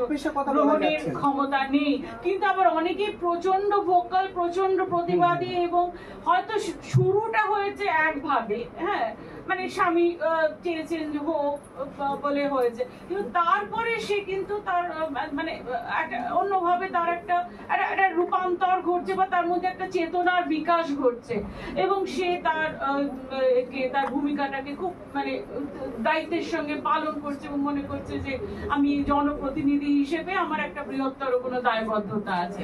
তো এগুলো আসলে একটা মানে শুরুটা হয় একভাবে, শেষটা একভাবে, মানে বা কারো কারো ক্ষেত্রে কথাটা প্রযোজ্য, কারো আবার অন্যদের ক্ষেত্রে হয়তো নয়, মানে চিত্রটা খুব কমপ্লেক্স। আমি বলতে চাইছি তুমি এক কথায় বলতে পারো না যে না এরা ছিল, মানে কিছু মানে পড়বার সংখ্যাটা অনেক সময় ইন্ডিকেট করে না, হয়তো নাম্বারস কমেছে বা বেড়েছে কিছু একটা, কিন্তু কম সংখ্যা মানে রিপ্রেজেন্টেশন থাকলেও মানে সেরকম মিনিংফুল একটা রিপ্রেজেন্টেশন হতে পারে। হ্যাঁ, তো আমরা তো মানে কয়েকজন মহিলাদের খুবই মানে এই যে আমাদের যে সংবিধান তৈরি হয়েছে সেই সংবিধান তৈরির প্রক্রিয়াতেই আমরা বহু মহিলাকে খুব সক্রিয় ভূমিকা নিতে দেখেছি, এবং তারপরেও মানে ধরো তুমি বোধহয় কংগ্রেসের উপর বেশি ফোকাস করেছো আজকের আলোচনায়, কংগ্রেসের যারা, কিন্তু ধরো ইলা মিত্র কোন পার্টি ছিল? কমিউনিস্ট পার্টি বা মণিকুন্তলা, হ্যাঁ মানে তাদের মানে ভূমিকাটা সম্পূর্ণ অন্যরকম, মানে প্রচন্ড তারা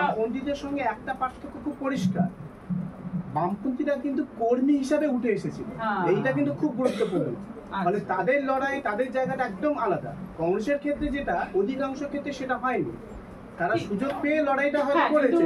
স্বাধীনতার আগের পর্বে তো বহু মহিলা তারা কংগ্রেসে খুবই মানে গুরুত্বপূর্ণ ভূমিকা নিয়েছে, এবং ধরুন সরলা দেবী চৌধুরানীর কথা বলছেন 1931 সালে একটা অধিবেশনে উনি প্রস্তাব দিচ্ছেন যে মেয়েদের জন্য একটা পৃথক কংগ্রেস হোক, কারণ এই মানে কংগ্রেসের ওই বর্তমান স্ট্রাকচার মানে সেই সময় যে স্ট্রাকচারটা ছিল তাতে কিন্তু মেয়েদের ইস্যুস গুলো গৌণ হয়ে যাচ্ছিল, এই জন্য উনি একটা বিকল্প কংগ্রেসের প্রস্তাব দিয়েছিলেন, যদিও সেটা গৃহীত হয়নি। তো মেয়েদের মানে মেয়েরা যারা প্রাক স্বাধীনতা পর্বে সক্রিয় রাজনীতিতে মানে কংগ্রেসের ওই ছত্রছায়ায় অংশগ্রহণ করেছে, তারাও চেষ্টা অনেকেই করেছে, হয়তো পারেনি, শেষমেশে প্যাট্রিয়ার্কাল যে কাঠামো এবং মতাদর্শে এবং ওই যে মানে ওই যে বস হিসেবে পুরুষ, এবং সে পুরুষ ডিকটেট করছে, ক্রমাগত চালিত করছে, মানে এইভাবে চলো ওইভাবে চলো, মানে সরলা দেবী চৌধুরানীকেও যেমন গান্ধীজি চালনা করেছিলেন এবং উনি বিদ্রোহ করে বেরিয়ে আসেন, যে যেটা জেরাল্ডিন ফলসের ওইটার মূল প্রতিপাদ্য বিষয়। তো এই বিষয়গুলো দেখতে হবে, টানাপোড়েনটা অনেক সময় তাদের আত্মজীবনীতে ধরা পড়ে বা ব্যক্তিগত ইন্টারভিউ যদি কেউ নিয়ে থাকো তাহলে হয়তো ওই টানাপোড়েনটা ধরা পড়বে। ওই ইন্ডিভিজুয়াল কালেকশনস গুলো যেগুলো আছে ওখানে বেশ কিছু এই আর্গুমেন্টস গুলো তৈরি হয়ে আছে। হ্যাঁ হ্যাঁ, মানে যাদের স্মৃতি কথা তুমি পেয়েছো বা অনেকেই তো এই বিষয়ে কাজ করছে। তো আর পূরবী মুখোপাধ্যায় সম্বন্ধে বলি, উনি আমার মেজো দাদু মানে মেজো দিদা ছিলেন, মানে আমার মেজো দাদু কটকের একটা কলেজে রাবেনশা কলেজে পড়াতেন, আর আমার মেজো দিদা, এবং ওই যে বাঁকুড়ার ওই বিবর্দা উদা এইসব গ্রামে মানে ওইসব বাপের বাড়ি শ্বশুর বাড়ি সব একই বাঁকুড়া জেলায়, এবং ওই আমি ঘরের মেয়ে গো, আমি তোমাদের বাড়ির বউ গো, এই করে উনি প্রচার করতেন, কিন্তু প্রচন্ড দাপুটে মহিলা, মানে 69-এর পরেও কিন্তু উনি বোধহয় মিনিস্টার ছিলেন, কারণ আমরা ছোটবেলায় তো 10-12 বছর পর্যন্ত গেছি, মানে উনি মারা যাওয়ার আগে পর্যন্ত ওনাদের বাড়ি গেছি এবং তখন উনি মিনিস্টারে শুনেছি। তো খুবই দাপুটে মহিলা। তো এই দাপুটে মহিলারাও ছিলেন, আবার অনেকেই যারা ওই মানে নিজস্ব কোনো কণ্ঠস্বর মানে তৈরি হতে পারেনি সেরকম মহিলারাও ছিলেন। তো ওই সব রকমই আর মানে সব রকমই আর কি, এটা একটা খুব জটিল মানে মানে মাল্টি ফ্যাসেটেড একটা মানে রিয়ালিটিকে তুমি তুলে ধরেছো। এবং অবশ্যই কমিউনিস্ট মহিলারা হয়তো অনেক বেশি ভোকাল, অনেক বেশি তাদের মানে ছিল। তো কিন্তু কংগ্রেসে আমার মনে হয় যদি পূরবী মুখোপাধ্যায়ের কথা বলো তাহলে না, আমি যেভাবে ওনাকে দেখেছি না, খুবই বুদ্ধিমতী এবং খুবই দাপুটে একজন ব্যক্তিত্ব। হ্যাঁ হ্যাঁ হ্যাঁ। আর আরেকটা ব্যাপার আমার খুব মানে কৌতূহল হচ্ছে যে এখন তো মানে সব পার্টি ওই ফিল্ম স্টারদের ধরে, মানে সিপিএম নয় কিন্তু ফিল্ম স্টারদের ধরে ধরে মানে টিকিট দেয়। তো সেই প্রবণতাটাকে সেই সময় দেখা গেছিল, মানে সুচিত্রা সেন বা ধরো সুপ্রিয়া দেবী, এরা কি কেউ অফারও পেয়েছিল কখনো যে তোমরা ইলেকশনে দাঁড়াও? নাম বললাম, তারা কি কোনো ফিল্ম স্টার বা কোনো কিছু না, যেহেতু নয় সে তো বুঝতেই পারছি, কিন্তু এই যে প্রবণতাটা, এই প্রবণতার সূত্রপাতটা কি এই 2011-র পর থেকে এই যে ফিল্ম স্টারদের ধরে ধরে আনা, মানে এই ব্যাপারটা কি মানে এখনকার ট্রেন্ডস ভাবতে পারেন 2011 পরে যে একটা চর্চা। আচ্ছা আচ্ছা, ঠিক আছে পলাশ, অনেক কিছু জানা